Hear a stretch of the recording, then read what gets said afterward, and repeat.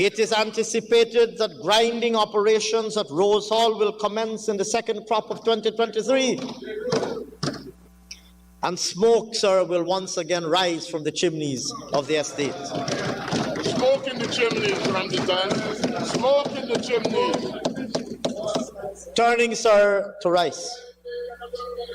Mr. Speaker, the rice industry remains a dominant contributor to agriculture overall.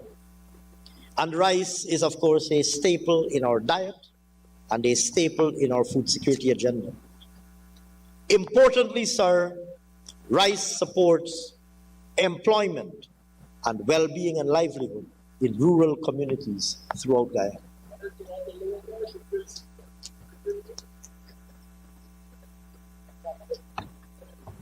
We remain focused on increasing production and yields.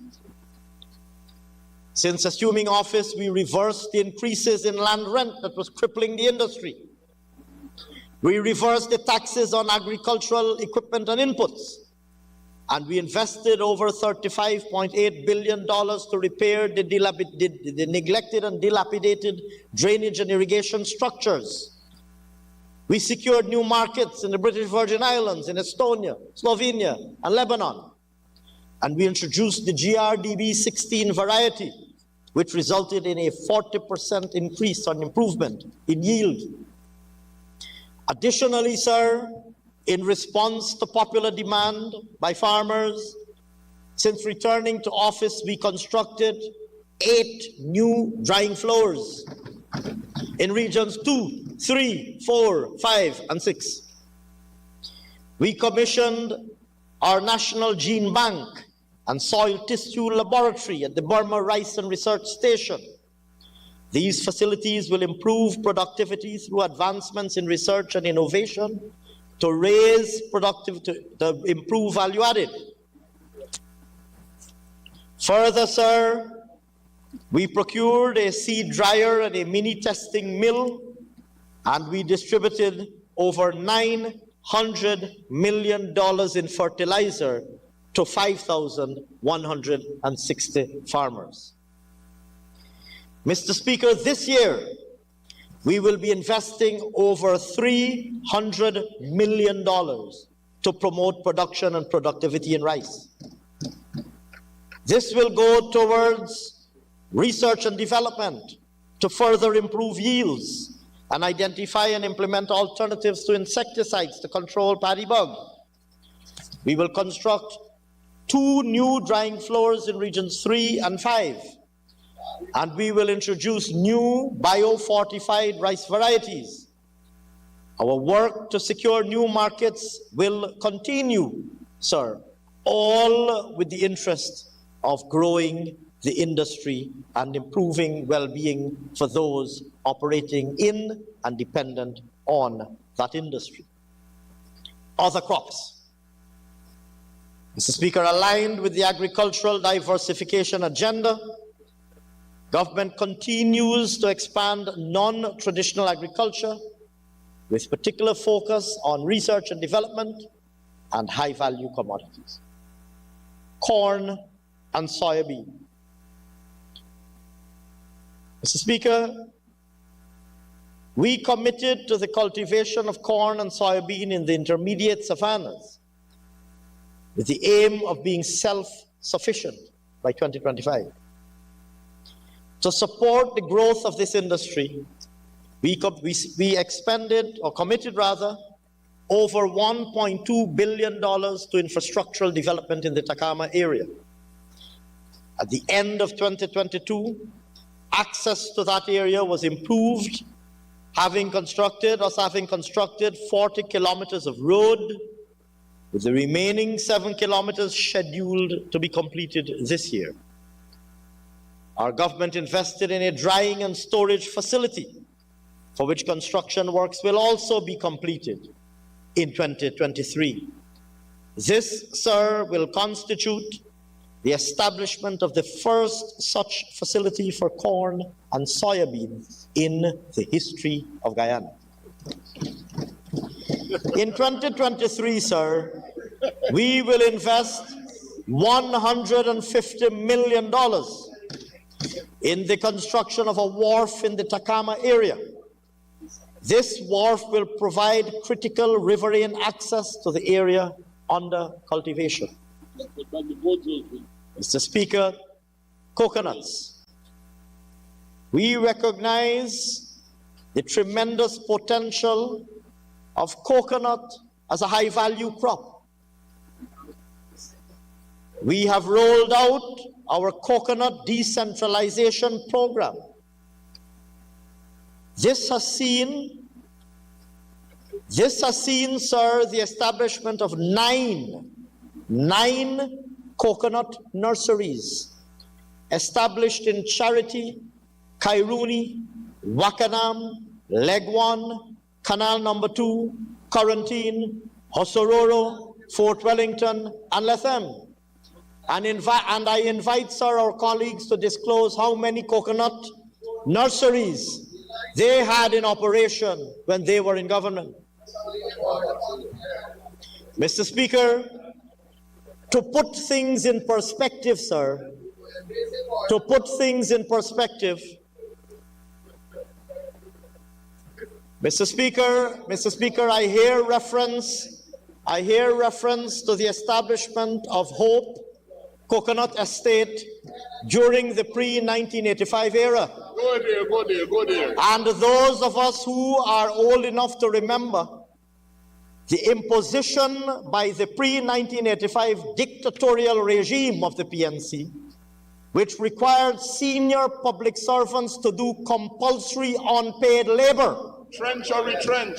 When permanent secretaries of Guyana were told that they had to go and weed trenches at Hope Estate for free or face the consequence of losing their jobs. That, sir, is the PNC's legacy. Hope Coconut Estate. While I'm advised that the maximum leader, fine equestrian that he was, patrolled the estate astride his preferred horse of the day, looking down on his subjects as they conducted free and unpaid labor in the trenches of Hope Estate. That, sir, is the PNC's legacy and perspective on coconuts. So don't be disrespectful and besmirching of the establishment of 9 coconut nurseries across this country. Sir, to put things in perspective, in 2022, sir, 45,000 coconut seedlings were produced. To put things in perspective, 45,000 coconut seedlings were produced, each one of which promoted expanded cultivation. In 2023, sir, a new high-yielding and disease-resistant coconut variety will be introduced to farmers, with 8 demonstration plots to be established in regions 2, 3, 4, 5, and 6. I turn now, sir, to citrus and spices. Mr. Speaker, in 2022, to increase the production of citrus and spices, our government boosted cultivation with the distribution of over 25,000 kilograms of ginger and turmeric, planting materials, I should say, and 67,000, almost 68,000 mixed citrus seedlings, orange, tangerine, lime, lemon, distributed to our farmers. Consider for a moment, sir, 68,000 citrus seedlings being distributed to our farmers. Mr. Speaker, we will continue to invest in the processing of these crops. To this end, sir, The sum, to this end, sir, the sum of $153 million is budgeted to improve processing capacity at Hosororo, Parika, and Linden Soosdijk. The improved mechanization will reduce drying time from 3 to 5 days to 8 hours daily, directly increasing productivity and targeting over 300 metric tons of production of ginger and turmeric, high-value products. To boost citrus production, sir, in 2023, we will expand distribution of seedlings to farmers to a total exceeding 100,000. High-value crops. Mr. Speaker, in keeping with our manifesto commitment to incentivize young people to pursue a career in agriculture, we launched, under the leadership of no less a person than His Excellency the President, the Agriculture and Innovation Entrepreneurship Program. This program saw over 100 students engaged in shade house farming, growing crops such as broccoli, cauliflower, carrots, and romaine and iceberg lettuce, products that previously we had to import. Through this initiative, sir, over 16 metric tons of high-value vegetables were produced. At the end of 2022, 120 shade houses were constructed to support the production of these crops, of these and similar crops, I should say. We rolled out a fresh flower project, which saw the production of 2,551 roses, while creating employment and generating income for single parents. Excellent, excellent. President, Mr. Speaker,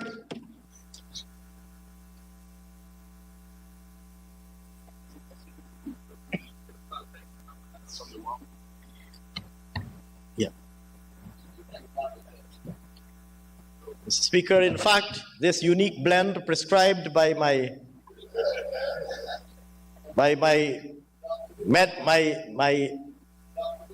medical advisor, I'm proud to say, sir, comprises good quality water, Guyanese water, and locally produced, and in fact, locally produced honey from a Guyanese Amerindian community. Guyanese Amerindian honey, it's water and honey. Mr. Speaker, in 2023, an amount of $200 million is budgeted for the expansion of the Agriculture, Innovation and Entrepreneurship Program, with the aim of engaging a further 100 new young agri-entrepreneurs and increasing the production of these high-value crops by 50%.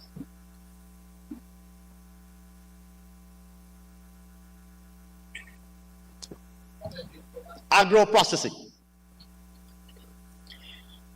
The agro-processing sector is a critical element of government's push for enhanced food security and broad-based sustainable economic growth. Through adding value to primary production, agro-processing not only helps to improve household agricultural income, but also enhances potential for growth in export earnings. Mr. Speaker, in 2022, agri-business incubators were established in Parika, Fort Wellington, St. Ignatius, and Watuka. The procurement of equipment for the agro-processing and packaging facilities at Sophia, Parika, and Mabaruma was advanced. Moreover, notable progress was made on the establishment of new processing facilities at Whitewater Creek and Charity, both of which are expected to be commissioned this quarter. Mr. Speaker, our government will invest in new agro-processing facilities in Crabwood Creek and Oriala. We will construct a new cold storage facility in Bartica. And we will procure two new refrigerated trucks to support transport of inputs and agro-products. Agro-processors will also benefit from the establishment of another Guyana shop and a marketing information center in Bartica. Moreover, sir, the regional food hub, which will form an anchor, one of the major anchors of our agriculture and agri-business strategy for the sector, and to which I referred earlier, will provide strong impetus to agro-processing, value-added food production, and market access. Mr. Speaker, the livestock sector is vital to government's plans for enhanced food security, economic growth, and farm incomes. Mr. Speaker, we embarked on a series of initiatives in the livestock sector, including the Blackbelly Sheep Program, which saw a commitment from the government of Barbados to supply Guyana with 1,000 Blackbelly sheep, the procurement of 65 breeding bulls, and distribution of $581.9 million in cash grants to 6,991 livestock farmers. We are encouraging private investment. Sir, I hear our colleagues on that side of the House saying Guyana is more advanced than who and more advanced than who. It is that arrogance, it is that very arrogance of the APNUAFC, thinking that they were more superior to everybody, that placed them where they're sitting today.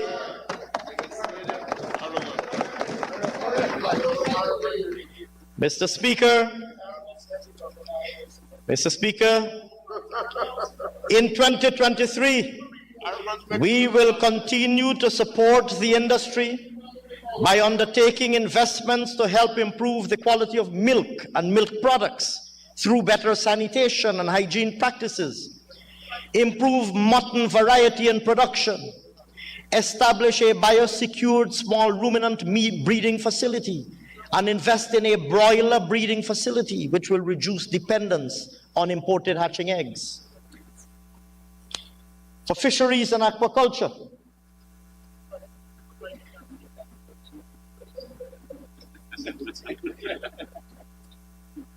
Mr. Speaker,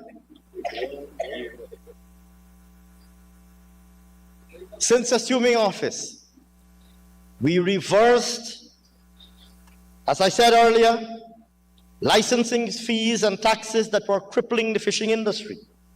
We distributed over $1 billion in cash grants to 7,518 fisherfolk. We rolled out a $221 million program to improve wharves and landing sites. And to improve coordination and consultation with the sector, we facilitated the creation of a multi-stakeholder aquaculture committee. We invested in developing marine cage culture and 33 brackish water shrimp farms. We upgraded the Satyadeo Saw aquaculture station, and we completed training for 424 persons in aquaculture. To develop marine cage fishing culture, we have established 5 fishing cages in Kapui and Lake Mainstay villages, and an additional 53 cages will be operationalized during 2023.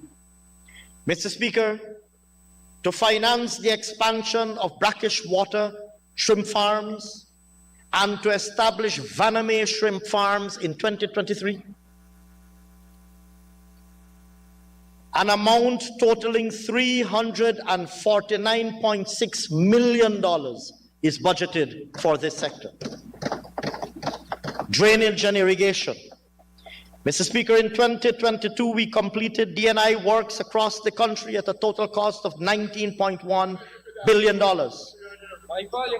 including in areas such as Kamuni, Warimina, Truly Island, Cane Grove, Blackbush Polder, and Good Intent.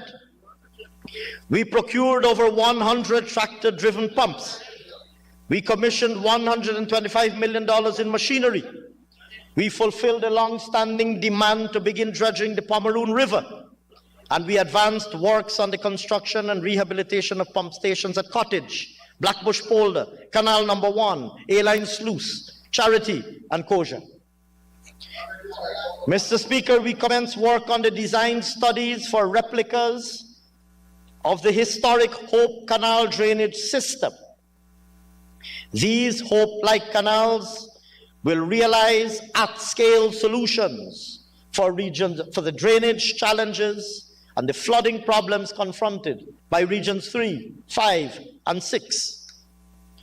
Mr. Speaker, in 2023, this budget provides a sum of $19.7 billion to upgrade the D&I systems countrywide. Farmers and residents of Metamirezorg, Jimbo Grove, Bellevue, and Letterkenny will be direct beneficiaries of new pump stations that will be constructed in these areas.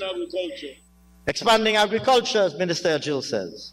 D&I upgrades will also benefit farmers and residents across the country, including those at Amazon, Adams Creek, Dambaklis, Golden Grove, Buxton, and Bellamy Creek. Even Buxton is involved. Sustainable tourism. Mr. Speaker,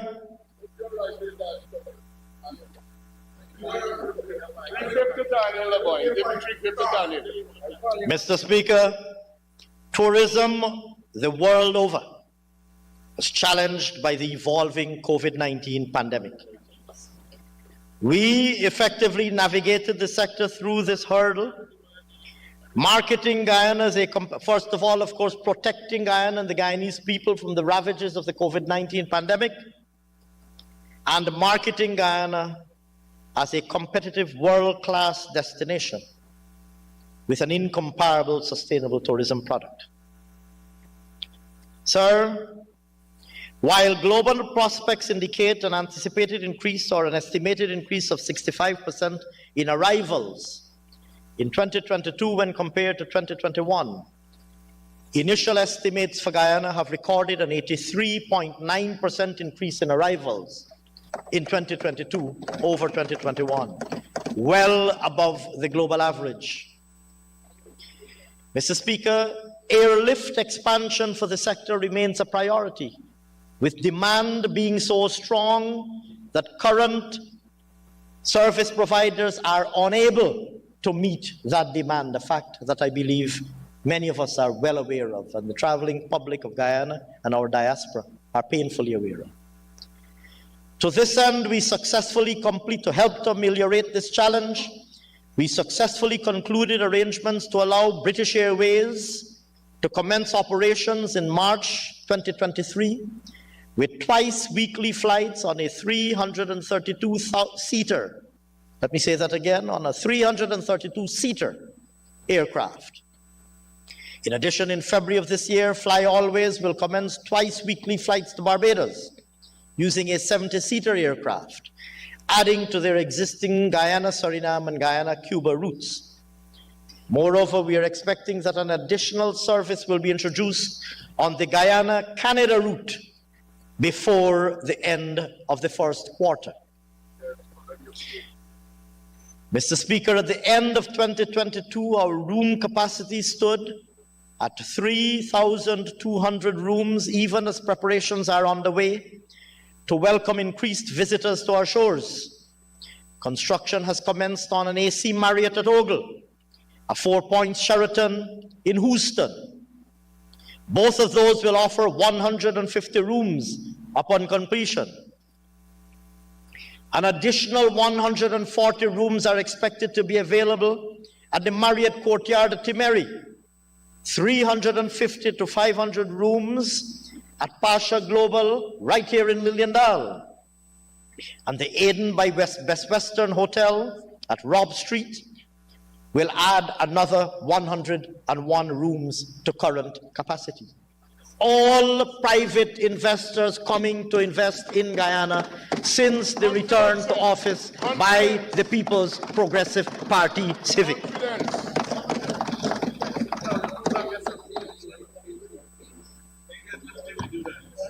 Mr. Speaker,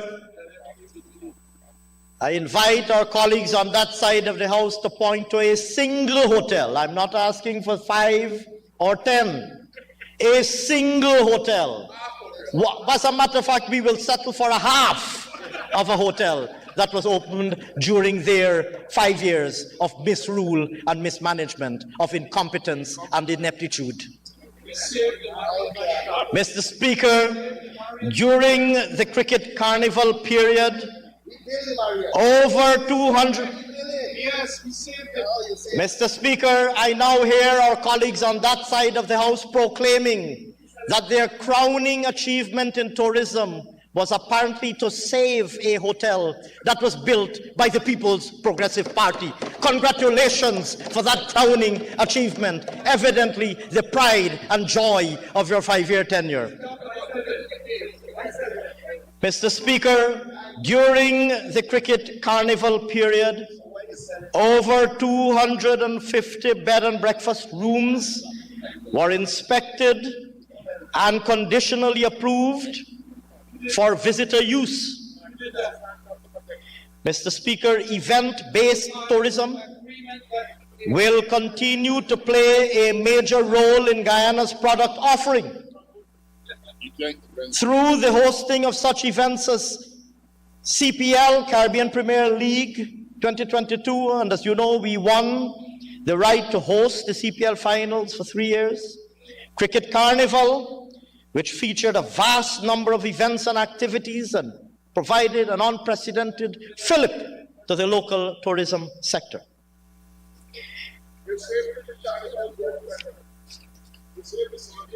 Mr. Speaker, our tourism sector would clearly benefit, given how poised it is for rapid expansion from a larger pool of skilled personnel. This year, or rather, over the last 2 years, we executed various hospitality and tourism-related training programs to over 3,500 persons. However, our capacity to deliver formal training and world-class certification will receive a significant fillip with the completion of the Hospitality Institute. This institute will have the capacity to train 2,500 persons annually, putting those 2,500 persons, sir, into gainful employment. These and other programs will further solidify Destination Guyana as a globally recognized brand. Business process outsourcing. Mr. Speaker, in alignment with our diversification agenda and commitment to create 50,000 jobs during this term of office, we continue to support and foster the expansion of the BPO industry. This industry has vast potential to create substantial employment and has already recorded tremendous success in bringing women into the workforce. It also provides important training and skills that are transferable across other areas in the economy. Regrettably, this vision was replaced by short-sightedness and deliberate callous action by the previous administration. One of many consequences of which was, of course, the closure of a then growing call center in Linden. Mr. Speaker, since we returned to office, over 1,800 new BPO jobs have been created. Progress. The shuttered call center was reopened in Linden, and it has already employed more than 100 young Lindeners.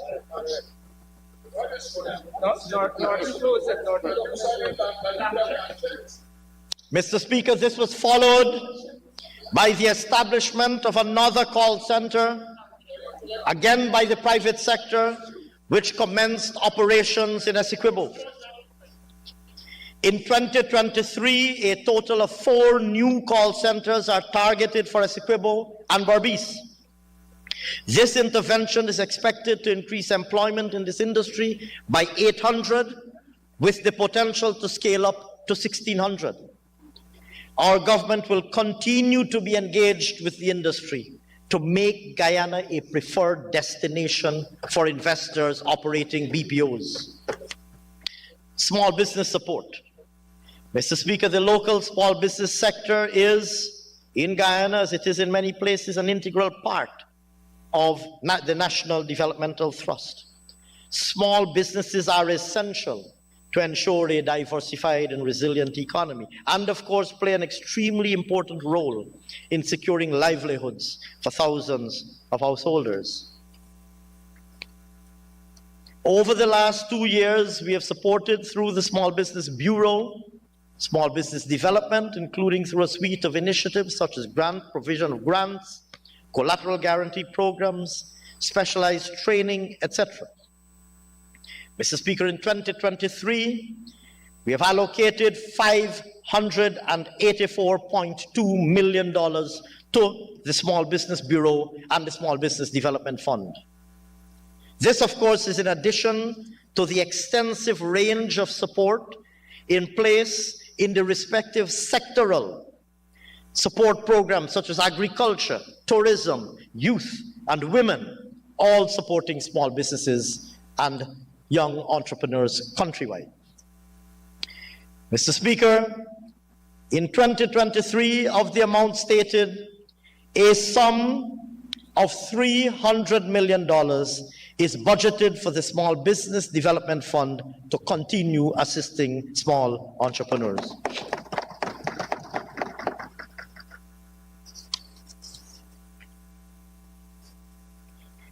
We will also, sir, recognizing the constraints faced by many small businesses in relation to finding adequate and suitable space from which to operate, we have already embarked on the construction of industrial estates and business incubator centers at key locations countrywide. To this end, notwithstanding some delays in logistics and acquiring imported equipment, the business incubator centers at Letham and Belvedere, in regions 9 and 6 respectively, are expected to be fully operationalized in 2023. These will result in the creation of over 400 jobs. They will provide direct and indirect services aimed primarily to boost agro-processing output. And they're expected to generate revenues through rental of office space, training facilities, and importantly, sir, shopfront pods for 48 small businesses to sell their goods and services. Once piloted and found to be successful, this model will be replicated countrywide.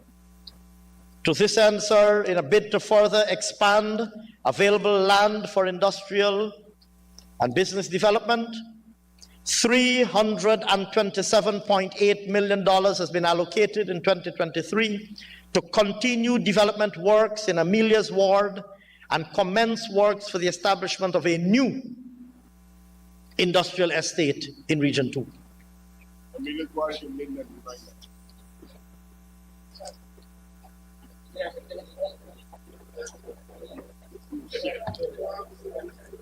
Turning, sir,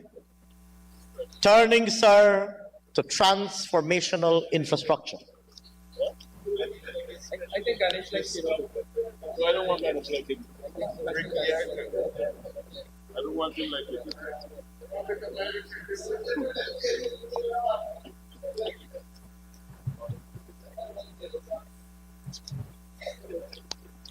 It's just to avoid the scandalous comments that are coming from that side of the House. Scandalous.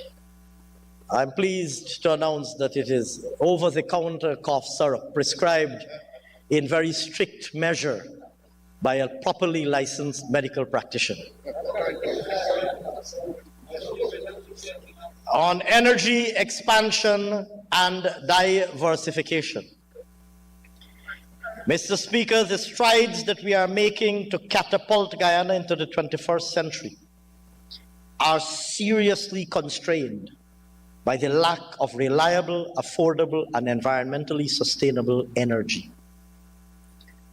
For decades, ordinary consumers and businesses alike have been complaining about the state of our aged and ailing power supply system and the inability of GPL's power generation, transmission, and distribution capacity to meet present and, worse yet, future needs. Industrial and business activity have been affected and constrained. Mr. Speaker, our government has crafted, Mr. Speaker, had the Amila Falls project not been maliciously derailed by the APNU AFC, this problem would have been solved 5 years ago. Yes. And today, Guyana would have been harvesting 156 megawatts of power from Amila. Every day to every night when the Guyanese people face a blackout, they are reminded that Amila could have been generating power today if the APNU AFC had not colluded to frustrate and derail that project.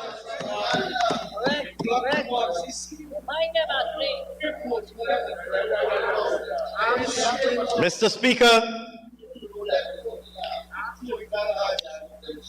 we have crafted, sir, an energy matrix that looks well beyond today's needs and which will cater for strong forecasted future demand.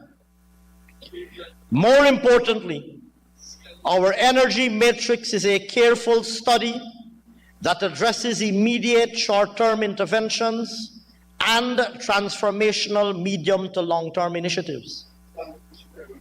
Mr. Speaker, GPL is examining options for boosting its short-term generation needs through the acquisition of an additional 50 megawatts of firm generating capacity.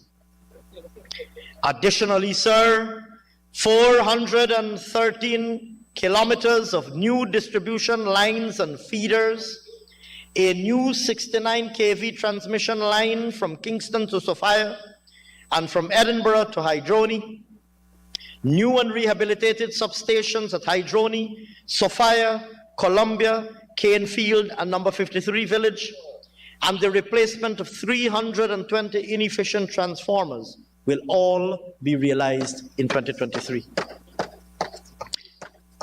Looking to our medium and long-term needs, sir, and in keeping with our manifesto promise to produce more than 200 megawatts of electricity from natural gas, our government has signed a contract for the construction of the integrated natural gas liquids plant and the 300 megawatt combined cycle gas turbine power plant within the Wales development zone. This represents the single largest investment made in the electricity sector and the single largest engineering, procurement, and construction contract ever undertaken. This project will directly cut emissions by 70%, as well as trigger a series of major economic development initiatives in Guyana, as energy costs will be significantly reduced and are expected indeed to be halved. Mr. Speaker, in 2022, $24.6 billion was paid to meet startup costs associated with this transformative project.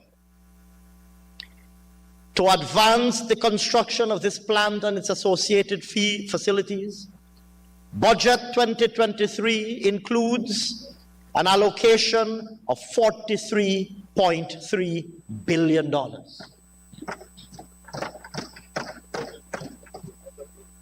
In the area of hydropower, I have already, sir, referred to the Amila Falls project.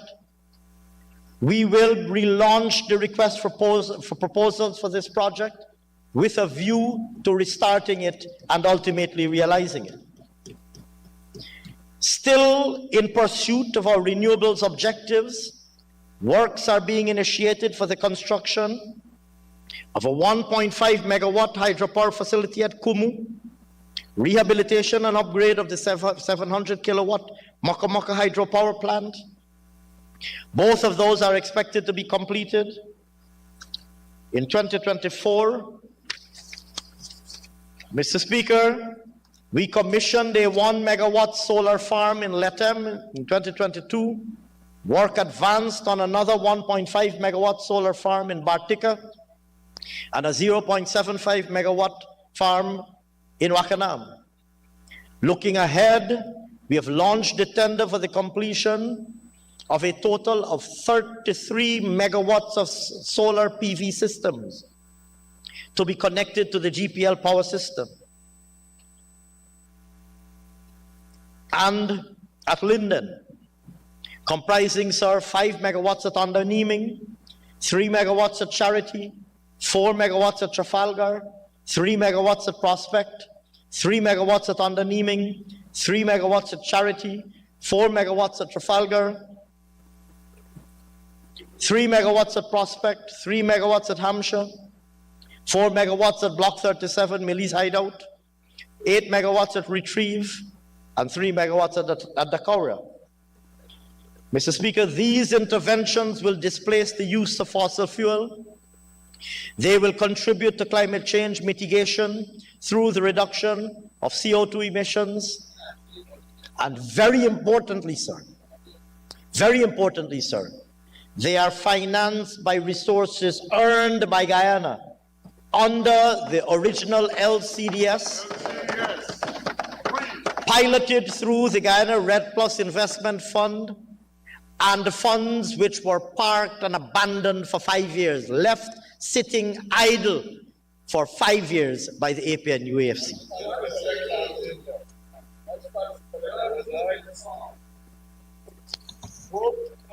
Mr. Speaker, in keeping with the vision to reduce our carbon footprint, we installed 36,520 LED lights for residents and businesses in Linden, Wakanam, Legwan, and Bartica.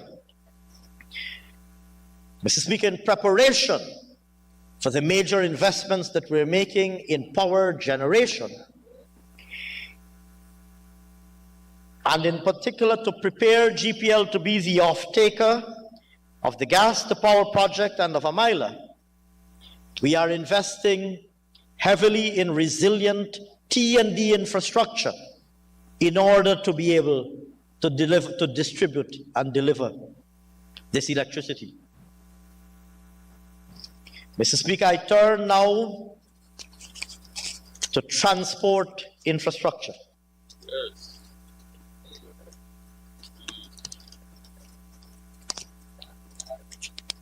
Mr. Speaker, there are few aspects of contemporary life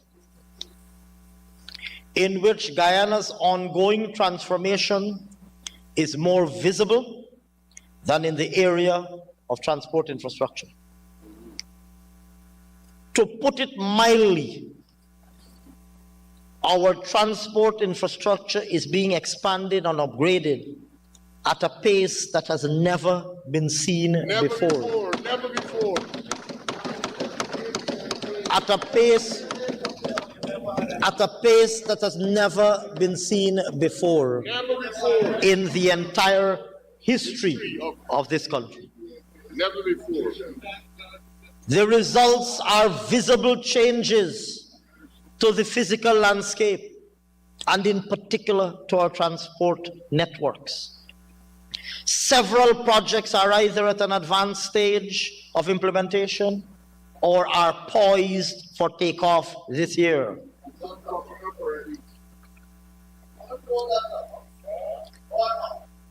Mr. Speaker, in 2022,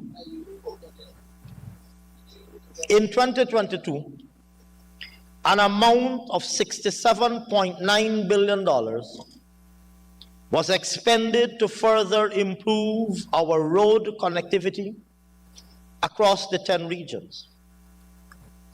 Of this, $39.8 billion was expended under the miscellaneous urban and hinterland roads programs for the construction, upgrading, and rehabilitation of roads in our coastal and hinterland communities, and $27.8 billion was spent on construction, rehabilitation, and maintenance of bridges.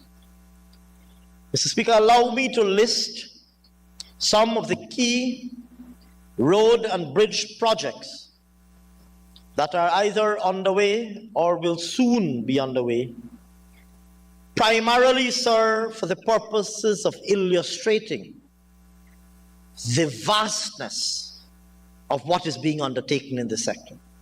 Go ahead, Ash.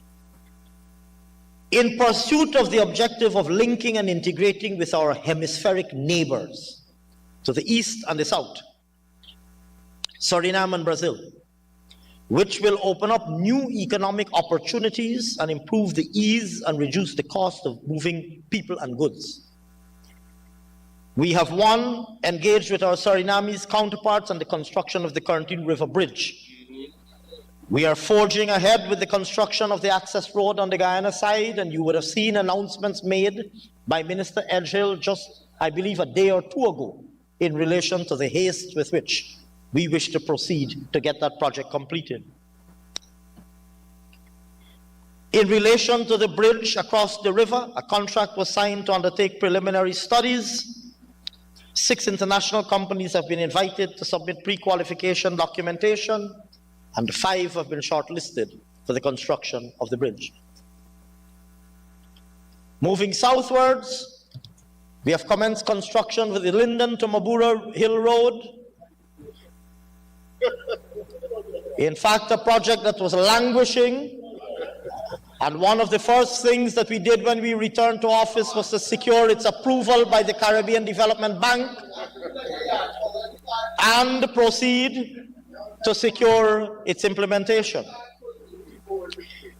Sir, we have commenced construction of the Linden to Mabura Hill Road. Works are already ongoing on the first phase of the highway to link Linden to Lethem, as well as the construction of 45 concrete bridges along the route, with planned acceleration in 2023. Mr. Speaker, an amount of $11.9 billion is budgeted in 2023 to advance this historic project. Mr. Speaker, we are also committed to linking our major urban, rural, and hinterland communities to provide easy, safe, and reliable access. To this end, we are engaged in the following: upgrading and widening the Currentine Highway from Palmyra to Crabwood Creek to a full 4-lane highway. 4-lane Quarantine. Contracts have already been awarded for the widening of the structures along the carriageway to accommodate a 4-lane highway and to relocate the utilities.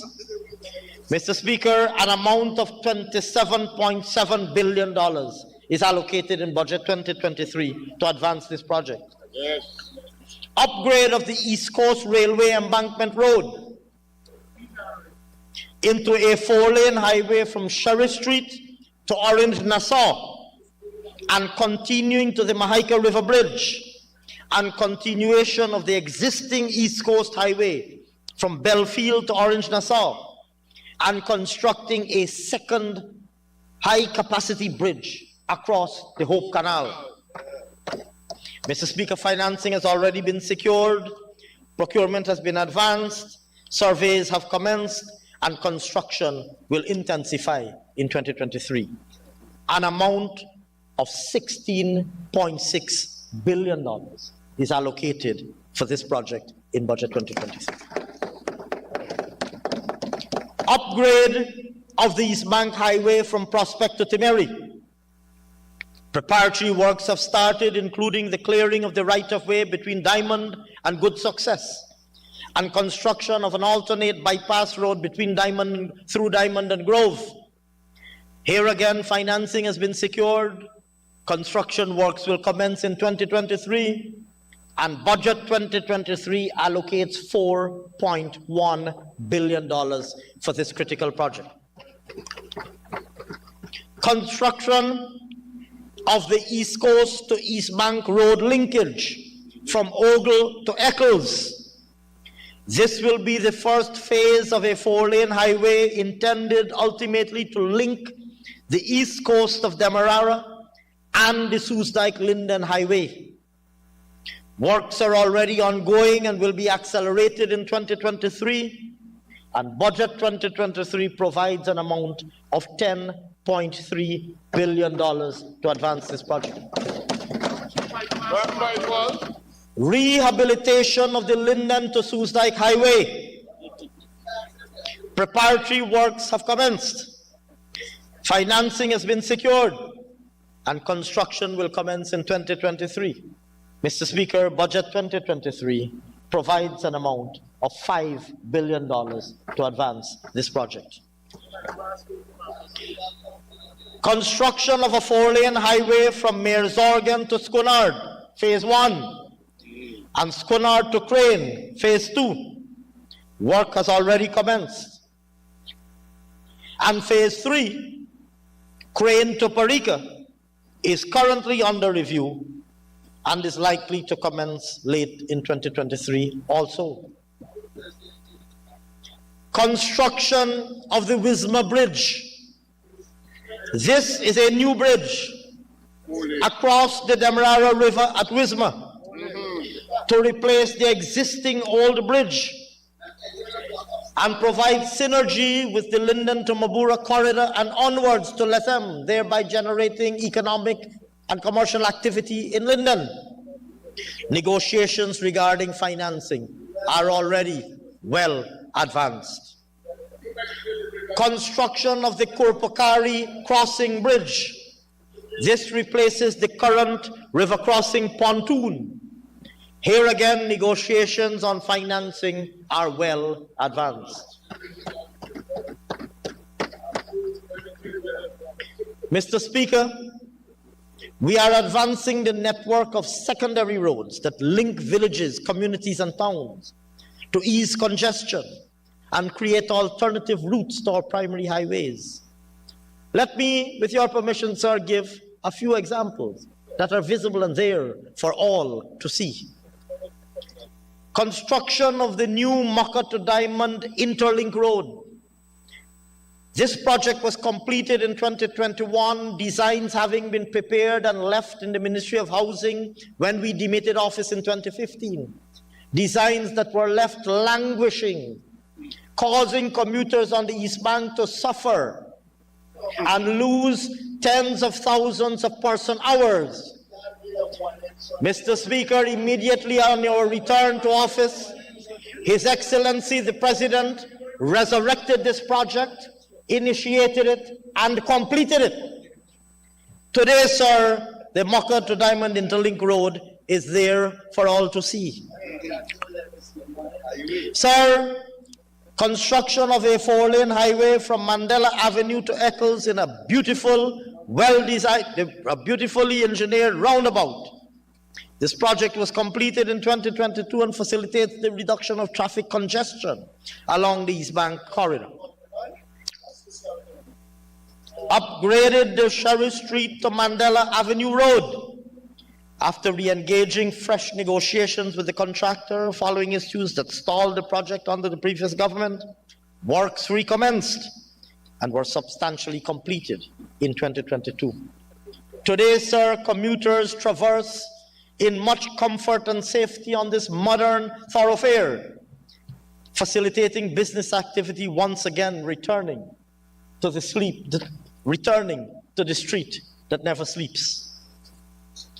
Additionally, we've invested in several farm-to-market access roads that open vast new lands for productive endeavors and link markets to commercial and industrial activities.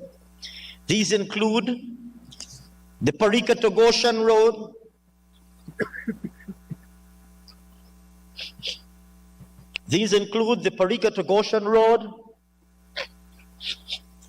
and the Sand Hills to Macquarie link. Already, works are well advanced on the clearing of the alignment, coupled with other preliminary activities. Works will continue in 2023, for which purpose Budget 2023 provides over $500 million. Construction of the number 52 and number 58 farm-to-market roads.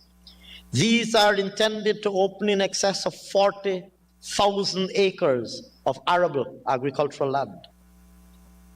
Construction of the Aichuni to Takama Road in the intermediate savannas, to which I've referred earlier, to support the agricultural ventures in corn and soybean.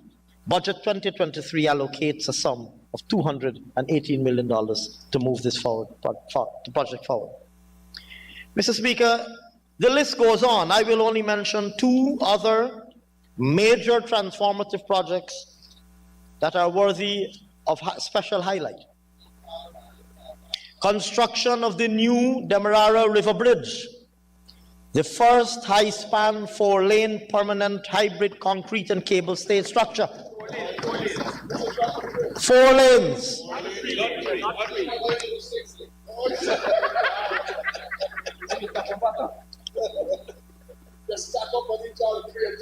Preparatory works have commenced with an aggressive work program to advance construction in 2023. Mr. Speaker, in 2023, $5.2 billion is allocated. Finally, sir, construction of an ocean-going vessel to ply the Georgetown to Northwest route, bringing long overdue relief to commuters on that route. The ferry has been completed. It has departed India en route to Guyana, and it is expected to arrive in Port Georgetown early this year. An amount of $675 million is allocated in budget 2023. Mr. Speaker, recognizing how critical local community roads and streets are to facilitate ease of access and quality of life for our citizens, we have embarked on a major upgrade of community roads. To this end, a total of $41.2 billion was spent in 2022. In 2023, we have budgeted a further $38.5 billion to construct, rehabilitate, and maintain community roads, particularly in underserved and previously neglected areas. In the hinterland, $3.4 billion was spent in 2022 on the upgrading of critical roads. We have now budgeted an additional $5 billion for road works in such areas as Moruca, Port Kaituma, Isano, the North Pacaraimas, and Botakari, and elsewhere, of course. Mr. Speaker, in 2023, amounts totaling $136.1 billion have been allocated to enhance our roads and bridges network across the country, including, of course, the transformative projects mentioned above. I turn to air transport infrastructure. It goes without saying, sir, that hinterland airstrips are critical to facilitate ease of access. And last year, we expended $600 million towards airstrips in places like Letem, Baramita, Paramakatoy, and Kaichor. And having commenced several of these projects in 2022, it's anticipated, sir, in 2023, that 3 airstrips, Etteringbang, Karisparo, and Nikiriku Bottom, will be completed during the first half of this year. And Budget 2023 has allocated an amount of $1.6 billion for their completion, and at the same time, for the rehabilitation of other airstrips such as Parima, Imbaimadai, and Matthews Ridge, and the maintenance of airstrips in other locations. River transport, I've already referred, sir, to the new ocean-going vessel that will be plying the Georgetown to Northwest routes. Last year, we invested in rehabilitating and dry docking a number of vessels, the MV Mbarima, Macauria, Sabanto, and Kanawan. We commenced work on the ML Thompson, ML David P. Simang.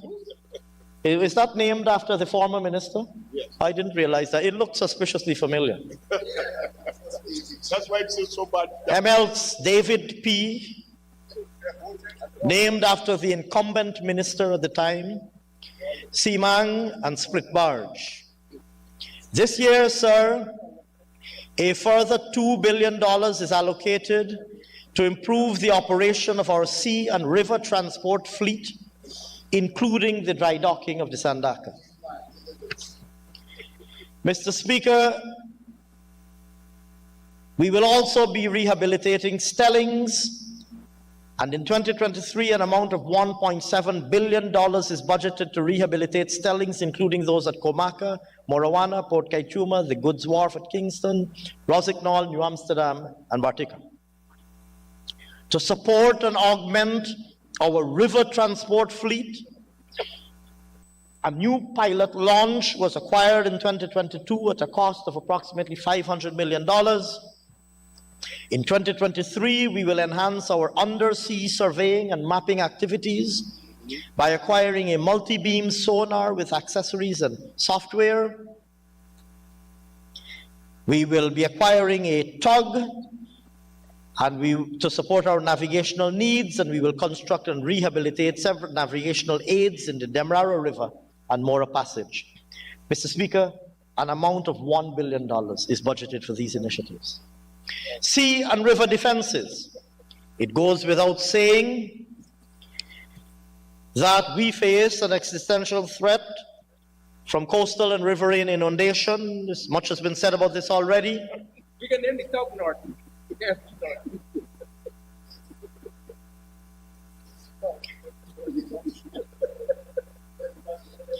Sir, perhaps if His Excellency President Granger had seen it fit to extend the privilege of ministerial office to now opposition leader, we might have also had a barge called the ML Aubrey N. Mr. Speaker, turning to sea and river defense. We have already undertaken interventions across various areas. I will not list all of them in the interest of time, because I still have much to say. Suffice it to say, sir, that in 2023, the budget provides an amount of $4.9 billion allocated towards the protection and preservation of our sea and river defenses. And the riprap sea defense structures will be undertaken in areas such as Abramzul, Anna Katrina, Zeeburg, Better Hope, Belvedere, Joppa, Eversham, and Spikeland. I turn now, sir, to our social sector. First, investing in our people. Mr. Speaker, this House has frequently considered and debated the state of the health sector that was inherited in 2020, a sector that was woefully ill-prepared to contain the proliferation of the COVID-19 virus.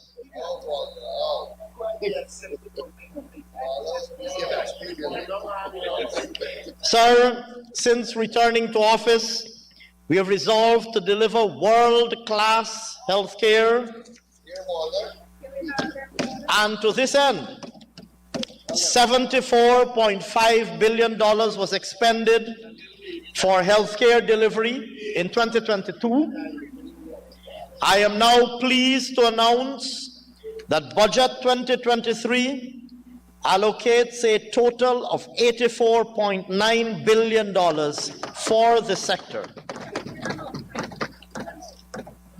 Let me address, first of all, facilities, equipment, and drugs, pharmaceuticals. Mr. Speaker, we have announced preparatory work for the construction of 6 modern regional hospitals and a state-of-the-art, world-class pediatric and maternal hospital.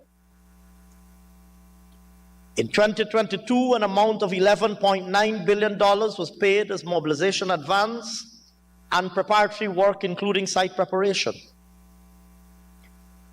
Additionally, in 2022, sir, we completed the retrofitting of the Festival City Polyclinic.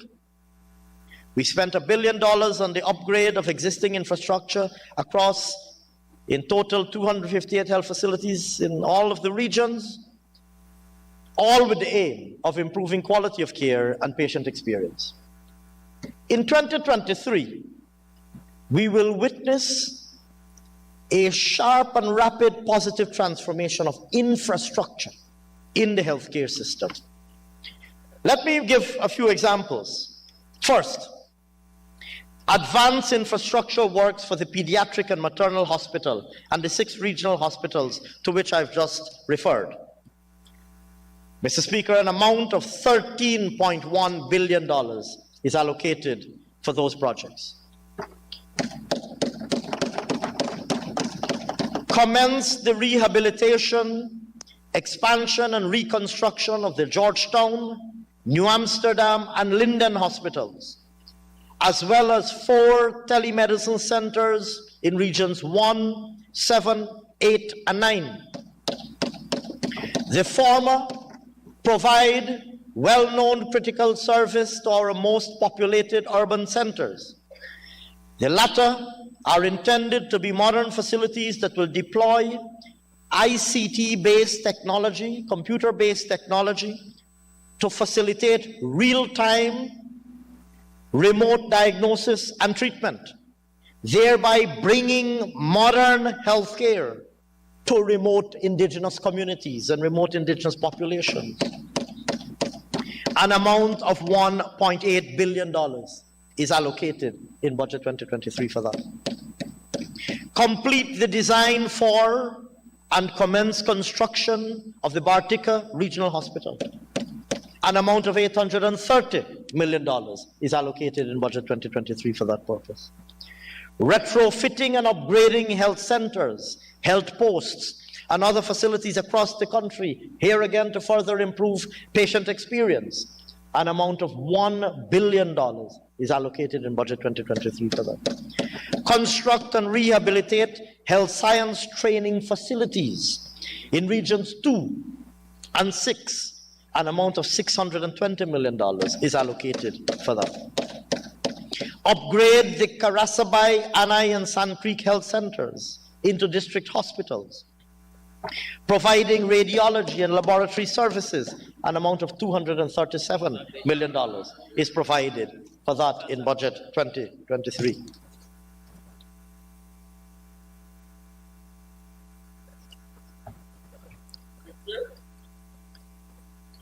Mr. Speaker, we recognize too the importance of upgrading our stock of medical and non-medical equipment. We spent $2.1 billion in 2022 to upgrade the equipment fleet of our public health care system. We will spend a further $2.5 billion purchasing medical equipment for our medical facilities. In relation to materials management, storage, and supply management of pharmaceuticals, we are investing in increases in storage capacity. We are investing in increases in storage capacity, improving storage conditions for cold chain products, providing decentralized training of pharmacy assistants for more effective pharmaceutical supply management. And in 2023, sir, we aim to fulfill over 80% of all requests made for drugs and medical supplies. Mr. Speaker, we should mention, of course, human resource capacity. Because with the building out of these facilities, and in particular the development of capabilities in the hinterland regions, we want to make sure that we have the HR capacity to meet the needs of the new and expanded system. Let me focus, sir, in particular on the hinterland. Last year, we deployed an additional 52 doctors and 53 nurses to augment the existing complement in the hinterland regions. For the first time in recent years, I'm advised, sir, that the residents of Whitewater, Shulinab, and Monkey Mountain can now visit a resident doctor in their respective villages. In addition to the investment in health sciences training facilities, over $500 million is allocated this year for the training of healthcare professionals. Non-communicable diseases. In 2022, we ramped up our screening capabilities and surpassed our target, screening 27,000 persons for major non-communicable diseases. In 2023, we aim to achieve 50,000. We completed or substantially completed the Lusignan Diabetic Clinic. That clinic is going to be operationalized in the first quarter of this year, providing critical care for diabetic patients. We have expanded our public communication and education campaigns on lifestyle disease, and we'll be doing more of this in 2023. Mr. Speaker, in the area of mental health, which also falls under this category, as is managed under the same program in the Ministry of Health. Last year, we successfully piloted two important pieces of legislation: the Suicide Prevention Act and the Mental Health Protection and Promotion Act. Works advanced on the expansion of the mental health ward at GPHC. Once completed, this will increase capacity and service delivery capabilities. And in 2023, we have budgeted additional resources for rehabilitation works at the National Psychiatric Hospital, and we are currently at an advanced stage of exploring options for further expansion, modernization, and upgrading of that facility.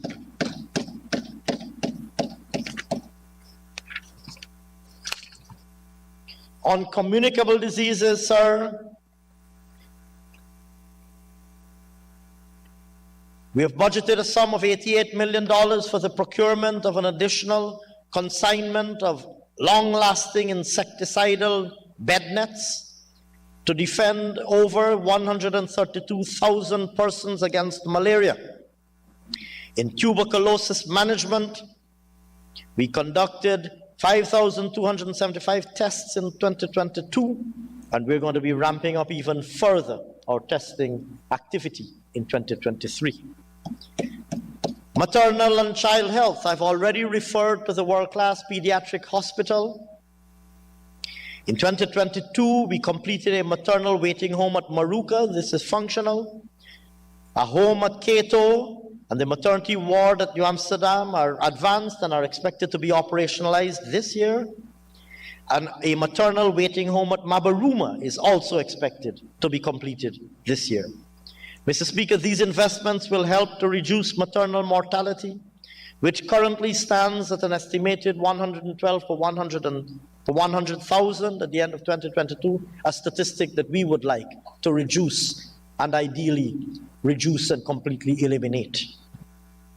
Reducing this will, of course, be further aided, sir, by the training of 29 traditional birth attendants in regions 1 and 9, the purchase of over $250 million of related equipment funded in Budget 2023, and expanded training of healthcare providers in family planning.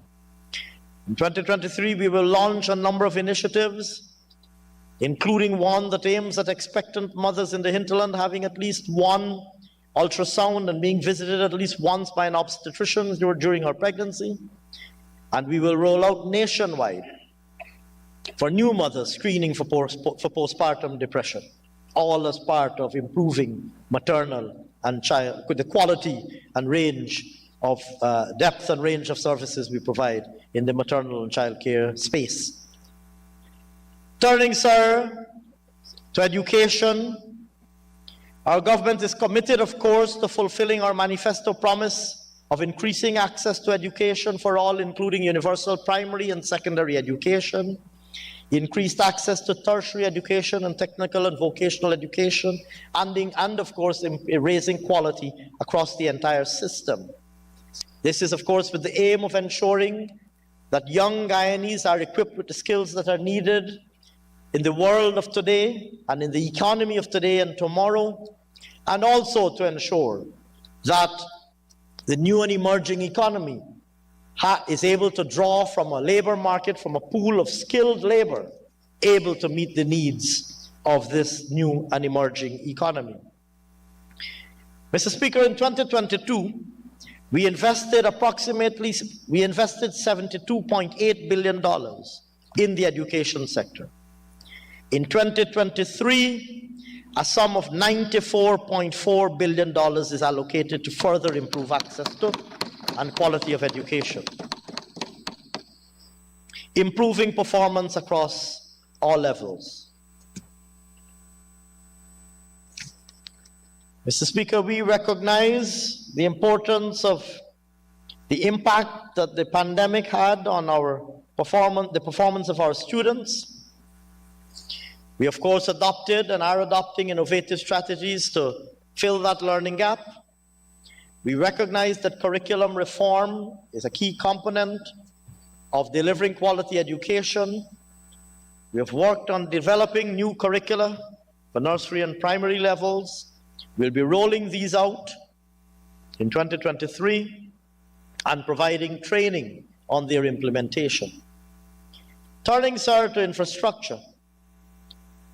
In pursuit of our objective of improving access to education, we must ensure that there are sufficient schools to house all learners in all 10 regions of our country. We're doing it. In recognition of this, a comprehensive school mapping exercise has been launched and is expected to be completed in the first half of 2023. We acknowledge that school infrastructure, particularly in the hinterland and riverine areas, poses some peculiar challenges. But we are committed to providing a quality learning environment for all students. And for this reason, the mapping exercise will clearly detail specific infrastructure enhancement needs for individual schools at all levels. The results of this exercise will inform immediate and long-term interventions regarding school building infrastructure. Mr. Speaker, in 2022, construction works were completed at the Jawala and Vrijdslas Nursery School, the Swan and Etteringbank Primary Schools, and on the Anai Secondary School. For 2023, we will build, upgrade, and maintain educational facilities and other facilities, including nursery, primary and secondary schools in such areas as Hosorora, Potentia, Oriala, Prospect, Good Hope, Yarrowcabra, completing in some instances schools that are already underway, North Rheinfeld, and Diamond. And of course, like I said, the school mapping exercise will inform future decisions on locations of schools, both long-term and short-term intervention. We will also, sir, commence the construction of facilities to house the students of the displaced students of St. George's and Christchurch secondary schools. Additionally, we will take actions to provide short-term accommodation where there is overcrowding, and in such places where solutions such as the shift system have been deployed to overcome the problem of overcrowding.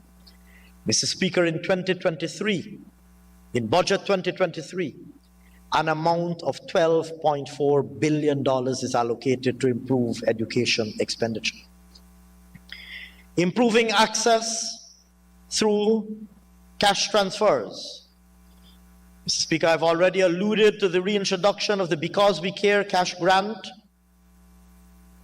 which has provided an effective means to support families of school-age children to improve attendance. This initiative saw a total cash transfer of $5.9 billion to the families of over 196,000 school-age children, including those attending private schools. School feeding. We will continue the rollout of the National School Feeding Program, providing juice and biscuits, breakfast and hot meals to over 85,000 pupils. And Budget 2023 allocates a sum of $2.1 billion for the National School Feeding Program. Textbooks. Mr. Speaker, in keeping with our commitment of delivering universal education again, we have emphasized the need to ensure that each child has access to adequate learning resources. In 2022, over $1.4 billion in textbooks were procured. Budget 2023, I am pleased to announce, provides allocations totaling $3.4 billion to procure textbooks for use at primary and secondary levels. Reforming teachers' training. Mr. Speaker, we intend to have all teachers fully trained by 2025. The attainment of a trained teacher ratio of 100%. To this end, CPC, the Cyril Potter College of Education, has already started expanding intake and will continue to expand intake to accommodate approximately 2,000 trainees every year using a blended modality. Turning to tertiary education. Over the last 2 years, 6,100 students graduated from the University of Guyana, providing much needed skills in the workforce. In 2023, an amount of $3.7 billion is allocated for the management and expansion of operations at the University of Guyana, Turkine, and Berbice campuses. Additionally, sir, still on tertiary education, we have seen already the remarkable success of the Gold Scholarship Program, which has already awarded, since its introduction in 2021, nearly 14,000 scholarships.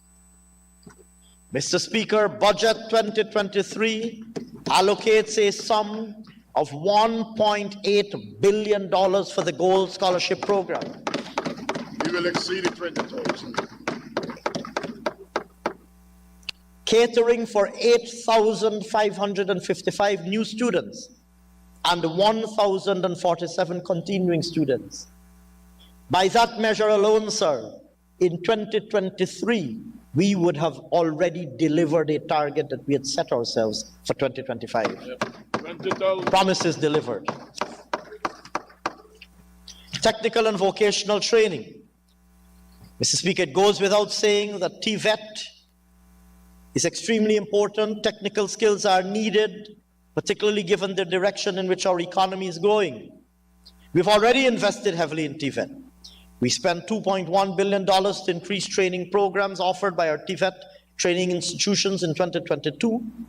We trained approximately 3,655 persons under these programs. We have started work to improve the quality of the training, revising the curriculum to align the delivery with the Caribbean Vocational Qualification Standards, CVQ as they're known, and adding 9 courses to the CCP, Secondary Competence Certificate Program, including in such areas that are particularly needed in the new and emerging sectors, in the sectors that require particularly specialized skills, things like crop production, mechanical engineering, electrical technology, mechanical technology, and so on. And many of these people are now employed in our emergent oil and gas sector and in the contractors to the operators in the oil and gas sector. Mr. Speaker, works are progressing on the construction of practical instruction centers at Betavawacting, Fellowship, and Hopetown, and practical instructional departments at Northwest Secondary, Martica Secondary, and St. Ignatius Secondary. All of these are expected to be completed in 2023. Significantly, sir, work will commence in 2023 for the construction to commence of a Guyana Technical Training College at Port Morant. That, sir, will be the premier institution offering oil and gas training. It will incorporate the existing Port Morant Training School that has already produced generations of world-class technicians who are sought after worldwide. In addition to incorporating the Port Morant training, the existing Port Morant, incorporating and upgrading the existing Port Morant Training School, the National Oil and Gas Institute will be housed there, and the Tourism and Hospitality Institute will also be accommodated within that mega facility.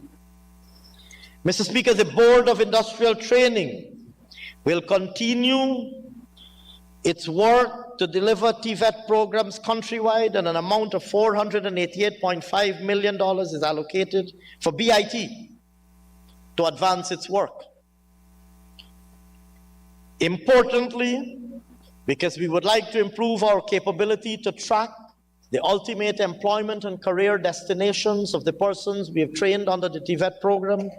Tracer studies will be done to ensure that we are able to understand better the initial and ultimate career destinations, and therefore be better informed as we customize our program for new entrants. Mr. Speaker, in total in 2023, we have budgeted $2.5 billion for the TVET program.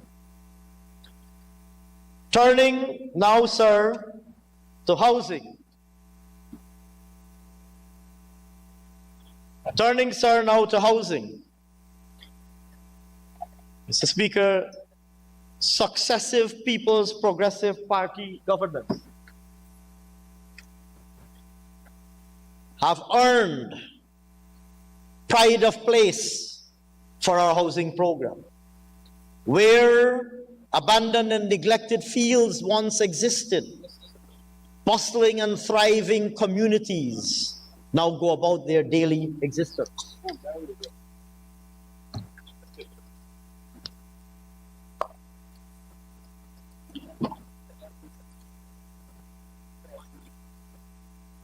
Mr. Speaker, we are opening new lands. We are putting in place the requisite infrastructure. We are accelerating the allocation process. We are supporting those who require or prefer pre-built homes, and we are providing easier access to financing. In 2022, we spent $28.2 billion on the continuation of infrastructural works in new areas such as Underneeming, Charity, Leonora, Cummings Lodge, Great Diamond, Golden Grove, Numprel, Enterprise, Experiment, Williamsburg, Lethem, and Linden, realizing, sir, 10,430 service lots. And notably, sir, since we assumed office, this People's Progressive Party civic government has allocated more than 20,000 house lots in new and existing housing schemes, placing us firmly on target to achieve and exceed the distribution of 50,000 house lots during our first term of office.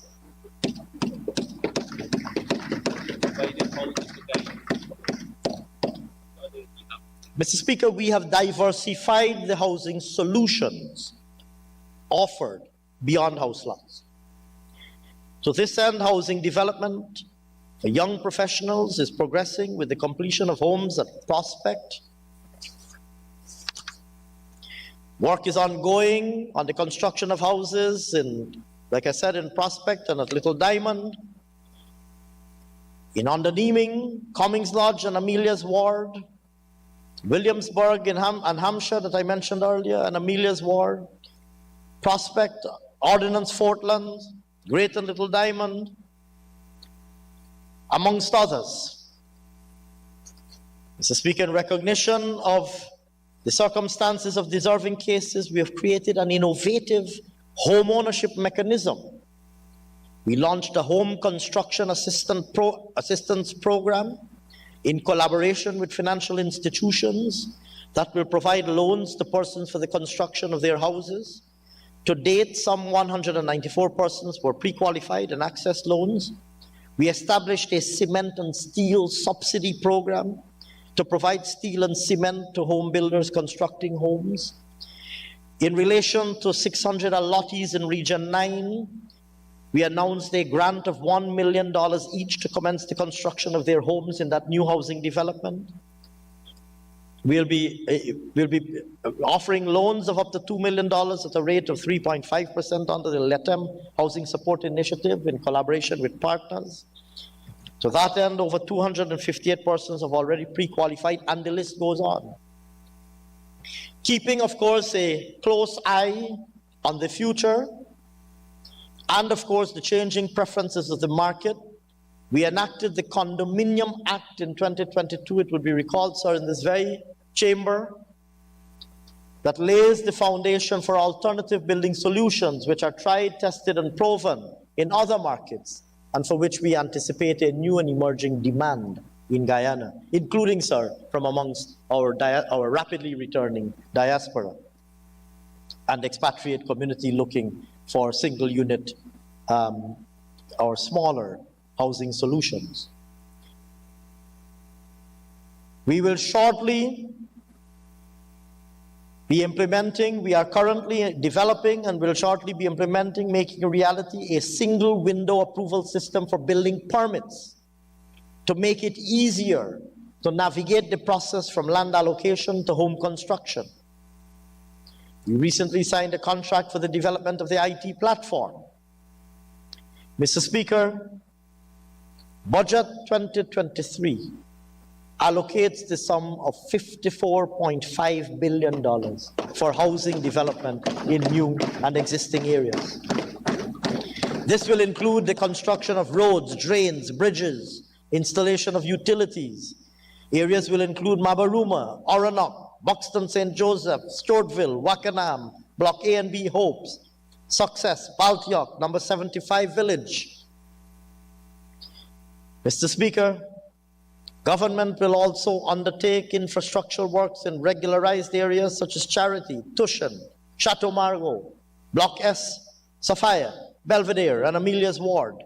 And more lands will be acquired for new housing areas across the country. Water and sanitation. Mr. Speaker, our government continues to deliver on our promise to the population by improving and expanding the water supply systems across the country. Improving access and enhanced quality of water has positively impacted quality of life and overall public health. In this regard, we expended $9.9 billion in 2022, and Budget 2023 allocates $17.7 billion to improve the water sector. This will advance T&D networks and mains. In fact, we have already started expanding T&D networks and mains in several areas, including such as Richmond, Dartmouth, Parika, Hydroni, etc. I will not list all of them here again in the interest of time. We've already started work even in Georgetown with the distribution networks along Church Street to provide improved service quality and delivery to over 35% of the residents of Georgetown. This is the work that is being done from Shelter Belt to East Street. In 2023, we are going to be upgrading water transmission systems in a number of areas, including Port Royal, Virgin Nugent, Parfait, Harmony, Caledonia, and Cummings Lodge. New wells will be constructed in Underneeming, Lima, Central Rhymeveld, Cummings Lodge, Caledonia, and Amelia's Ward, just to name a few, in the hinterland and riverine communities, because we want to ensure the delivery of potable water to our hinterland and riverine communities. We drilled 15 wells in we have drilled already 15 wells in a number of areas, and we will continue that work. In fact, Mr. Speaker, the hinterland's access to potable water supply has now increased to 75%, up from 46% at the end of 2020, and we are on track to achieving 100% by 2025. Mr. Speaker, in 2023, sums totaling $1.4 billion will be spent on the further upgrade and extension of water supply systems and construction of wells in several hinterland communities.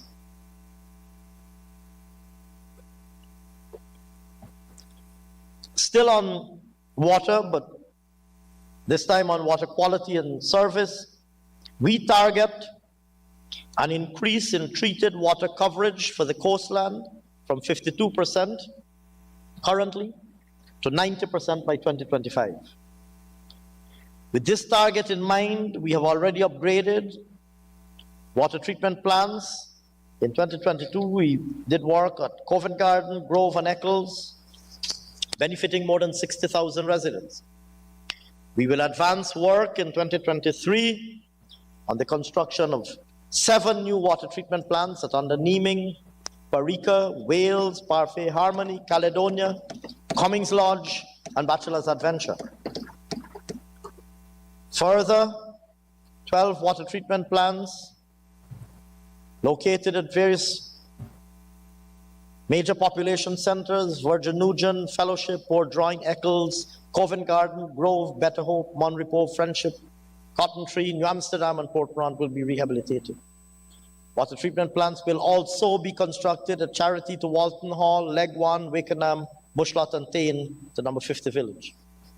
These interventions will improve water quality for more than 250,000 residents at a total cost of $13 billion provided for in budget 2023. Sanitation, Mr. Speaker, we've aggressively pursued the implementation of a solid waste management program that results in timely and safe collection and disposal of garbage. We've prioritized continuous community cleanup and maintenance programs and the operation and upgrading of Hags Bosch sanitary landfill site and others in various localities, including Rose Hall, Bellevue, Lethem, and Lusignan. In 2022, a total of $1.4 billion was spent towards solid waste management. Mr. Speaker, Budget 2023 provides an amount of $1.9 billion to support infrastructural development, the operation of existing and additional landfill sites, and for the solid waste cleanup program. Provision is made for the facility, the access road and bridge at Blairmont, the closure of dump sites in Charity, Lima, and the Edward, further upgrades and construction of stormwater ponds and a landfill gas management system at Hags Bosch, and upgrades to landfill sites at Kildonan, Bon Success, and Caracara. Culture and the arts. Mr. Speaker, even as our government undertakes a physical transformation of our country, we consider it of equal importance that the moment be seized to harness and fortify our rich cultural diversity. Indeed, the preservation and promotion of our unique Guyanese cultural identity will be essential to the definition of who we are as a nation, both now and in the long term. Additionally, of course, it's important that we recognize the vast economic potential of our cultural assets and that our young people view cultural endeavors as a viable and attractive proposition. Mr. Speaker, I referred earlier to our hosting of CPL Cricket Carnival, where we partnered with the private sector, created a stage for 89 local artists to showcase their abundant talents. And in 2023, we will, of course, repeat this. We also launched the studio subsidy for recording, which will be issued in 2023. Provisions are also made for a recording studio to aid in the promotion of creative arts. And Mr. Speaker, in 2023, also 30 artists will receive cultural and creative industry grants of $1 million each to support their creative venture, expanding our national cultural inventory. Mr. Speaker, we have budgeted $1.4 billion to directly support culture and arts in Guyana, including $100 million towards the Endowment Fund for the Arts. Within this, $277 million has been allocated for the preservation of our cultural heritage sites, including monuments, museums, and historic buildings, amongst others, which will be upgraded and rehabilitated. Last year also heralded the return of the Guyana Prize for Literature after a hiatus of 6 years. And Mr. Speaker, in addition, we have budgeted within culture a sum of $100 million in Budget 2023 to support activities associated with the observance of the International Decade for People of African Descent. Turning, sir, to sports. On our assumption to office, our sport and recreational facilities across the country, like so many other things, were in a state of abject neglect. It was therefore no secret why Guyana could not have made substantial contributions to regional and international competitions. To address this travesty, our government gave specific commitments in our manifesto to upgrade sporting facilities and expand access to such facilities countrywide. Mr. Speaker,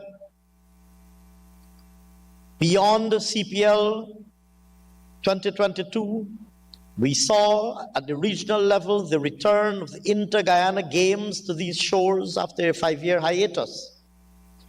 We were able to upgrade in a public-private partnership the South Dakota Circuit for motor racing. We partnered with the Guyana Football Federation and with Corporate Guyana on the One Guyana President's Cup, a football tournament, an inter-regional football tournament, which was launched and successfully executed and witnessed the remarkable footballing talent of our country being mobilized in a single competition and led to a significant increase in national and international exposure, including by the spotting of some talent by international talent scouts. Mr. Speaker, in order to promote community-level sporting activity, we've upgraded a total, since we assumed office, we have upgraded a total of 54 community grounds across regions 1 to 6 and 8 and 9. We have provided lights for grounds at 21 locations. We have conducted rehabilitation works at the National Stadium, and we have completed synthetic tracks in regions 6 and 10. Mr. Speaker, 2023 bodes even better and more brightly than 2022 for sport investment in Guyana. Provision has been set aside for the establishment of a National Cricket Academy, with the construction of the state-of-the-art stadium at Palmyra also slated for this year. Additionally,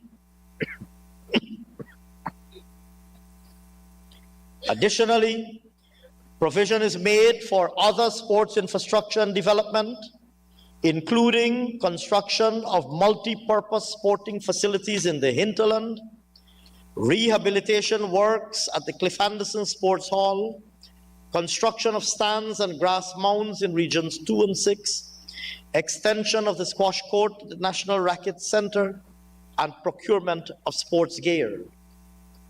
In addition, sir, the sum of $250 million is budgeted for the continued improvement of community grounds across the country. And overall, sir, the sum of $4.3 billion has been allocated in budget 2023 for the further development of sport. Youth. Needless to say, sir, our young people are the future of our country, and we are resolutely committed to investing in them to mold better, even sharper, and more creative young minds. In 2022, the President's Youth Advisory Council was launched to coincide with the International Day of the Youth. This body is tasked with sharing government's youth perspectives on matters such as education, mental health, constitutional reform, primary health care, and agriculture. In this way, we are able to ensure that their views, the views of our young people, are heard and carefully considered by government's policy-making architecture. Mr. Speaker, in 2022, we made tremendous efforts to develop our youth through the Youth Entrepreneur and Skills Training Program. Tools and equipment were acquired, grants were distributed, an inaugural National Youth Science Fair was held, and more than 3,500 young Guyanese participated. More than 1,300 young people from regions 2, 3, 4, and 5 participated in robotics training, as a result of which 12 robotics hubs have been established. Mr. Speaker, we will continue to procure tools and equipment for welding and fabrication. We will expand our YEST centers and our PYARG program to all 10 administrative regions. We will continue to provide robotics training and establish more robotics hubs.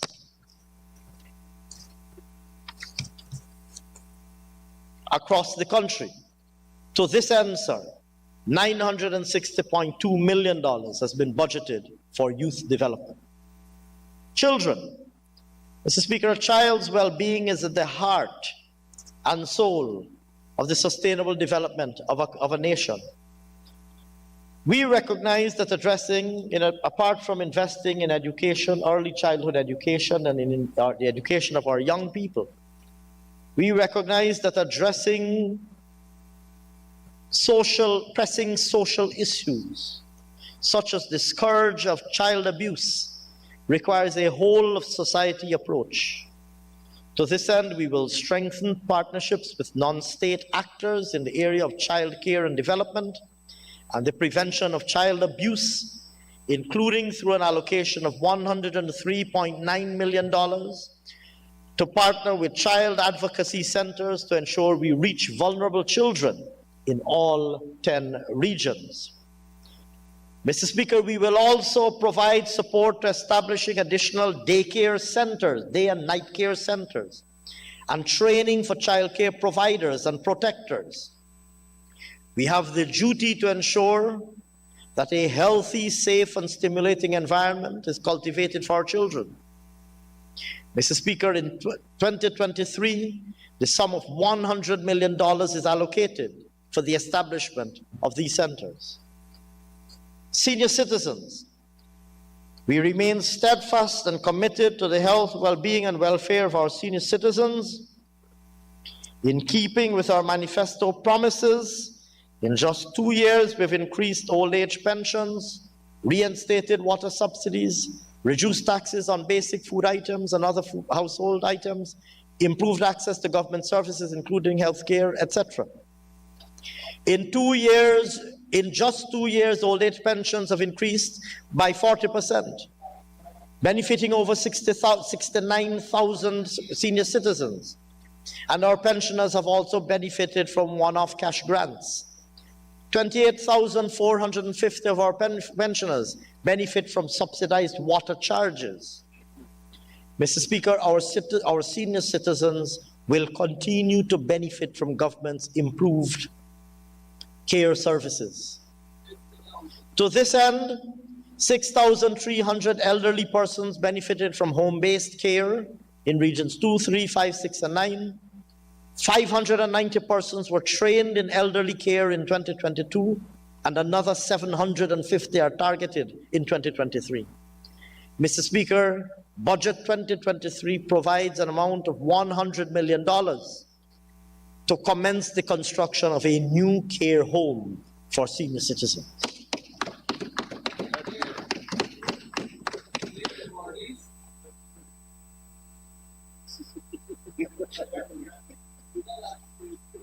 Women and gender.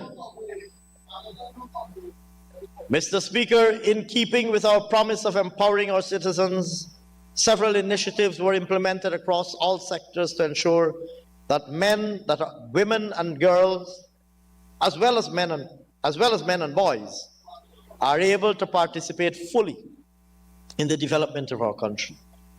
We expanded the Women Innovation and Investment Network Program, WIN, from 2,170 beneficiaries in 2021 to 6,193 beneficiaries in 2022. Those beneficiaries would have gained employable skills through this program, and 3,000 WIN graduates received a one-off $50,000 cash grant to help them use their skills to start a small business. Mr. Speaker, provision is made in 2023 for the continuation of this program, targeting an additional 6,000 persons. Mr. Speaker,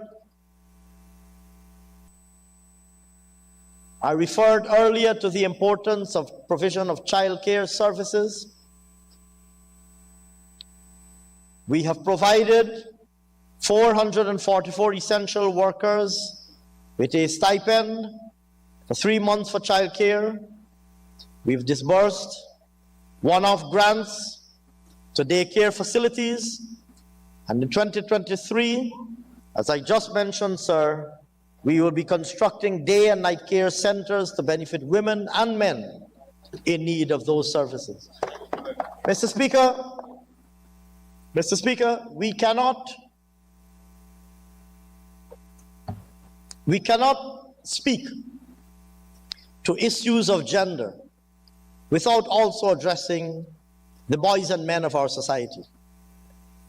In 2022, the launch of the Men on Mission program by His Excellency the President invited our nation's menfolk to provide coaching, mentoring, and direction. MOM, as it is abbreviated, is geared towards creating a new movement that fosters greater appreciation amongst men for the way they take individual and collective action and model responsible behavior.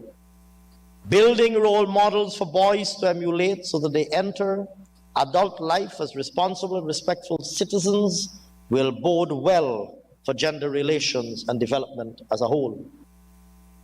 Turning, sir, to persons with disabilities. In 2022, persons 18 years and older living with permanent disabilities started to benefit from public assistance support of $14,000 per month for life.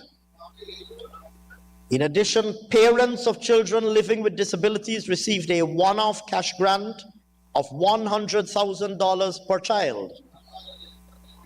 Over 205 persons received assistive aids, including wheelchairs, folding canes, and walkers. And over 170 persons living with disabilities were trained in such areas as garment construction, social media marketing, audio-video editing, and computer skills. We have been proactively improving access to services for persons with disabilities. In this regard, in 2022, construction of the Mahaika Disability Complex was completed to provide skills training for employment opportunities and empowerment of persons. And we began constructing a new care center for children living with disabilities at the Mahaika Hospital, along with a state-of-the-art business center in Region 6 to promote entrepreneurial activities. Furthermore, sir, 2 wheelchair buses were acquired to provide transportation for residents of the Mahaika Hospital and Training Complex. We ensure, sir, we intend to ensure that transportation is available at all institutions representing persons living with disabilities in 2023. Victims of domestic violence. We are steadfast on no tolerance for domestic violence or indeed any form of violence. We are focused on numerous interventions to curb gender-based violence in our country. Key interventions to date have included the establishment of the 914 hotline, the iMatter application for immediate reporting of violence, the Survivors Advocate program, which expanded counseling services, and the Cop Squad initiative, which saw over 1,476 police officers trained to deal with domestic violence matters. Mr. Speaker, we will open later this year 2 domestic violence shelters, which will provide much needed refuge for women and children seeking violence. We will also continue to partner with Help and Shelter. Yes, Honorable Minister Manichan, I took note of the question. Nevertheless. Furthermore, sir, we will continue to support Help and Shelter, given the services they provide to women and families fleeing domestic violence. The sum of $56 million is allocated for 2023. Notably, sir, we maintained our Tier 1 ranking in the 2022 United States of America State Department Human Trafficking Report. And we've completed a draft of the Combating of Trafficking in Persons Bill, which is currently being reviewed by stakeholders. Furthermore, I mentioned the COP Squad initiative earlier. We are also investing in complementary initiatives such as domestic violence rooms at the police stations and courts and domestic violence shelters. Mr. Speaker, support to legal aid saw in 2022 7,597 persons benefiting from such services. And we will continue to partner with the Legal Aid Clinic to ensure that vulnerable persons are able to access that much needed service. Mr. Speaker, in pursuit of the implementation of all of these initiatives which fall under the auspices of the Ministry of Human Services and Social Protection, that ministry, sir, spent $30.3 billion in 2022, and in 2023, the sum of $40.4 billion is allocated to advance all of these initiatives.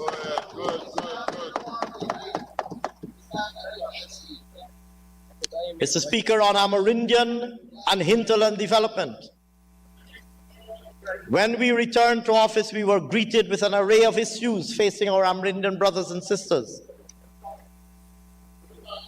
We committed to reprioritizing our First Peoples education, health, housing, infrastructure, social well-being, employment, youth development, and development of the village economy. We resuscitated the CSO program. We improved agricultural support by distributing tractors, boats, engines, and ATVs. We reinvigorated the Amerindian land titling program, and we invested heavily in hinterland agriculture. Mr. Speaker, in 2023, an amount of $500 million has been budgeted to advance Amerindian land titling activities. Mr. Speaker, the National Tushaus Conference was reconvened in 2022 following a hiatus occasioned by the onset of COVID-19. We will continue to support the National Tushaus Council, including by financing the construction of the including by providing financial support to complete the construction of the NTC Secretariat building, which started in 2022. And Mr. Speaker, I am pleased to announce that Budget 2023 provides financing to complete and furnish the NTC headquarters in the amount of $69.7 million. Finally, to further develop Amerindian communities, a sum of $2.7 billion is budgeted for the Amerindian Development Fund, which includes training in hospitality and tourism, business development, and other areas, and presidential grants to over 200 communities. Mr. Speaker, several commercial ecotourism, agricultural and infrastructure projects are also catered for. Mr. Speaker, let me emphasize that in addition to the investments that I referred to earlier in relation to hinterland airstrips, we are also, of course, investing in hinterland roads, which will improve access to Amerindian communities. On internet connectivity, we have deployed VSAT equipment now serving over 60,000 residents in 161 communities with internet service. 93 hinterland communities have benefited from grants to prepare spaces to host ICT hubs. It would be recalled, sir, this was another project financed under the original low carbon development strategy through the Guyana Red Plus Initiative Fund, the GRIF, for which financing was already secured and mobilized, and the project was already designed. And this was one of the projects that was left languishing. And in fact, on our return to office, IT equipment had been purchased, but had been sitting parked in a sealed and padlocked warehouse while the Amerindian communities were left waiting for that equipment. We have resuscitated that program, and we are now rolling out its implementation. Mr. Speaker, work has also commenced. In total, I should say, sir, a sum of $500 million is budgeted to advance ICT initiatives in hinterland communities. Mr. Speaker, as I said earlier, we resumed the CSO program. We have provided training to 372 Amerindian leaders. 254 CSOs have been trained in various areas. An additional $93.3 million is budgeted to support students under the Hinterland Scholarships Program, allowing our hinterland boys and girls from hinterland communities to be able to attend educational institutions. Mr. Speaker, it would be remiss of me not to reiterate at this point that our indigenous brothers and sisters will be at the forefront of our government's efforts to mobilize and utilize our climate financing with, like I indicated earlier, 15% of the revenue received from the sale of our carbon credits going towards supporting village sustainability plans in our Amerindian villages and communities. Go on. Mr. Speaker, a total of $4.7 billion is allocated for Amerindian development programs and initiatives. Repeat the amount.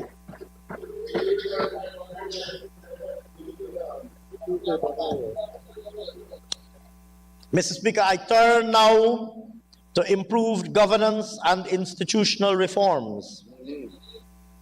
We reaffirm the pledges contained in our 2020 manifesto committing our government to constitutional rule of law, separation of powers of the executive, the legislature, and the judiciary, transparency and accountability, independence of the constitutional bodies, continuous reform and accountability of the criminal justice system, equitable access and distribution of goods and services provided by the state, specific and targeted programs to reduce poverty and support the poor and vulnerable, and reducing disparities between urban, rural, and hinterland communities, all aimed at ensuring that no one is left behind. I will, sir, on this occasion not enumerate in detail all of our remarkable achievements in this regard. Suffice it to say, sir, that key and critical constitutional bodies that are already a part of the architecture of constitutional governance are already appointed and functioning. Consultative processes with civil society for nominations to various commissions have been reactivated. Indeed, there are nominations pending for several constitutional commissions that will be brought shortly to this National Assembly, and I'm advised immediately after this budget would have been considered that these nominations will feature foremost amongst the priorities for the parliamentary agenda. Issues surrounding the appointment of the long overdue Judicial Service Commission are on public record. I believe this matter was addressed only recently by my distinguished colleague, the Attorney General, and we anticipate that this matter will be brought to a timely and early conclusion, as he announced. Mr. Speaker, our focus continues to be on building our anti-corruption institutional capacity.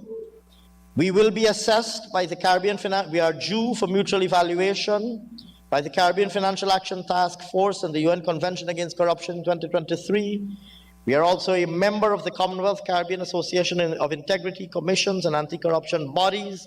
We will have the honor of hosting their annual conference in 2023, which, sir, will provide an excellent forum for us to showcase our achievements and also to compare experiences with our colleagues across the region.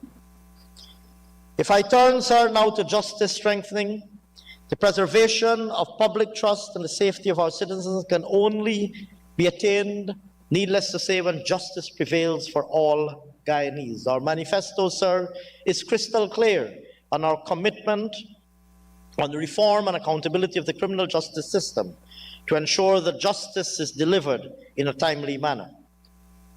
Mr. Speaker, to this end, in 2022, Government spent $4.4 billion for the enhancement of the justice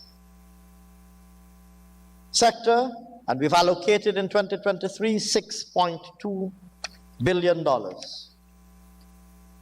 With respect to modernizing access to justice, the Kwakwani Magistrates Court was commissioned in 2022.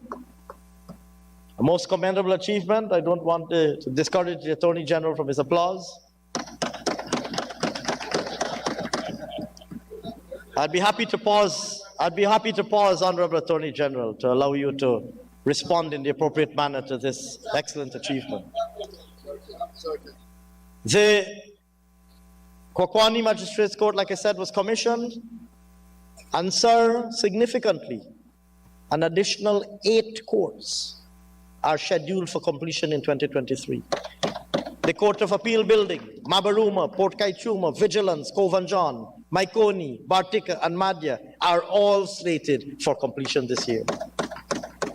ICT is being deployed to improve the efficiency of the court system, with smart courts amongst the new projects intended to accelerate the provision of justice. An e-litigation program, the deployment of technology to facilitate e-litigation for the Court of Appeal and the Georgetown High Court, and a case management system for the Magistrates Court are all intended to go live in 2023. Towards these and other initiatives, sir, Budget 2023 provides $1.5 billion. Investments are also being made to strengthen technical capacity, in particular training such as the successfully completed prosecutorial program at the University of Guyana, increasing the number of court prosecutors countrywide with the aim of reducing the need for trial detention is one example of an example of an initiative being implemented in pursuit of this objective. Other initiatives include legislative interventions, the enactment of the Restorative Justice Act, paving the way for use of alternative sentences for specific categories of offenses, the approval of amendments to the Narcotic, Drugs and Psychotropic Substances Control Act, removing custodial sentences for persons in possession of less than the specified threshold of cannabis. All of these measures would all contribute to reducing the burden on the justice system. Mr. Speaker, in 2023, a number of other very important special initiatives are targeted to advance the constitutional and law reform processes. These include the operationalizing of the Constitutional Reform Commission, the work of the Law Reform Commission, the completion of the revised laws of Guyana, the preparation and printing of the law reports and revised laws of Guyana, and the preparation and printing of the law reports of Guyana. Mr. Speaker, I'm pleased to announce, and I'm sure the Attorney General will elaborate in due course, but I'm pleased to, if you'll forgive me preempting him a little bit, I'm pleased to announce that the new laws of Guyana, the laws of Guyana volumes that adorn our desks, the purple volumes as they're popularly known, we anticipate new law volumes being available by June of this year, consolidating and updating the body, the full corpus of our statute. Mr. Speaker, to support these initiatives, an amount of $600 million has been provided. Additionally, in the interest of expanding capacity of the justice sector, work will advance to improve ease of access to legal education, and in particular, having received the green light through the efforts of this government, as represented so ably by the distinguished Attorney General, having had to retrieve and repair damage done by his predecessor in relation to this very matter, having now obtained the green light from the Council of Legal Education, a feasibility study will be prepared in 2023 for the establishment of a regional law school in Guyana within the framework of the CLE. This will cater for local, regional, and indeed extra-regional students seeking to practice the law in the Caribbean, given the growing need for legal education and improved capacity in the legal profession in Guyana and the region.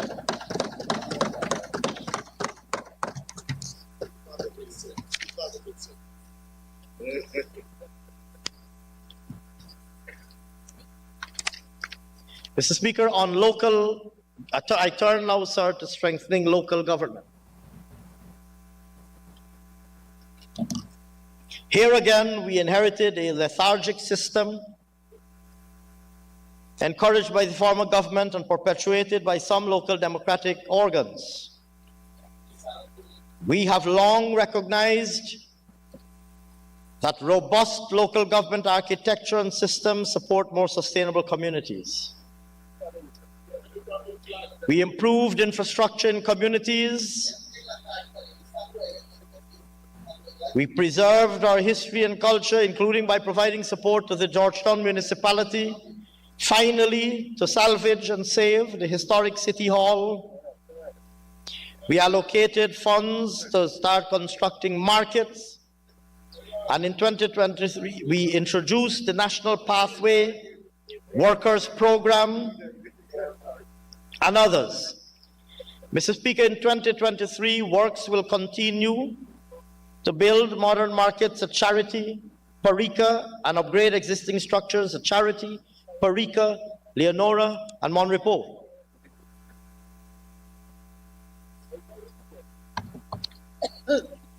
We also successfully launched the National Pathway Workers Project and maintained the Community Enhancement Workers Program, employing over 12,000 persons between these two programs, helping to improve infrastructure, sanitary, environmental conditions in communities.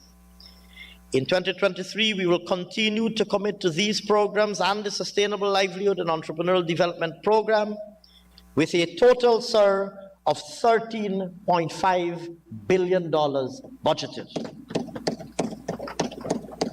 Importantly, the upcoming local government elections will serve as an important reminder of our commitment to good governance and transparency at the local level, and will provide much needed renewal to the local government system. Financial sector reform and capital market development. Mr. Speaker, an effective financial sector is a vital underpinning for our resilient transformation. Recognizing the importance of this, we have embarked on developing a national financial inclusion strategy, which aims to guarantee easy and equitable access to advantageous, safe, and affordable financial products and services. Focus will also be placed on facilitating financial literacy, as well as consumer empowerment and protection. Mr. Speaker, to emphasize government's commitment on making financial services readily accessible to citizens, we have launched recently an initiative designed to simplify the process of opening a bank account for low-risk customers. This is expected to ease the hassles that these customers typically encounter, promote deeper financial intermediation, and facilitate greater financial inclusion. Similarly, sir, we recognize that affordable and easy access to financing is critical for private sector growth and development. In this regard, and in the interest of promoting easier access to financing, we are committed to ensuring that movable collateral and financial receivables can be pledged as security for financing. In this regard, the necessary legal amendments will be enacted this year. We also consider an efficient, deep, and vibrant capital market to be an essential aspect of a modern financial system. Investors in the productive sector should be able to consider as a viable option the possibility of raising financing on the capital market. In order to advance this objective, we will be convening stakeholders, including the regulator, self-regulatory organizations, and the private sector, to identify practical actions that can be taken to promote capital market development. Similarly, sir, we seek to implement a modern payment system. In keeping with our vision to modernize the payment architecture, the real-time gross settlement system, or RTGS, and Central Securities Depository System, CSD as it is abbreviated, were fully integrated with an automated clearinghouse in 2021, and with the forming the core of the national payment system in 2022. With the operationalization of the enhanced system in 2022, a total of 579,000 transactions were processed in the system, including significantly, sir, all government pensions and salaries, except for those persons working in far remote communities who do not have access to the banking system.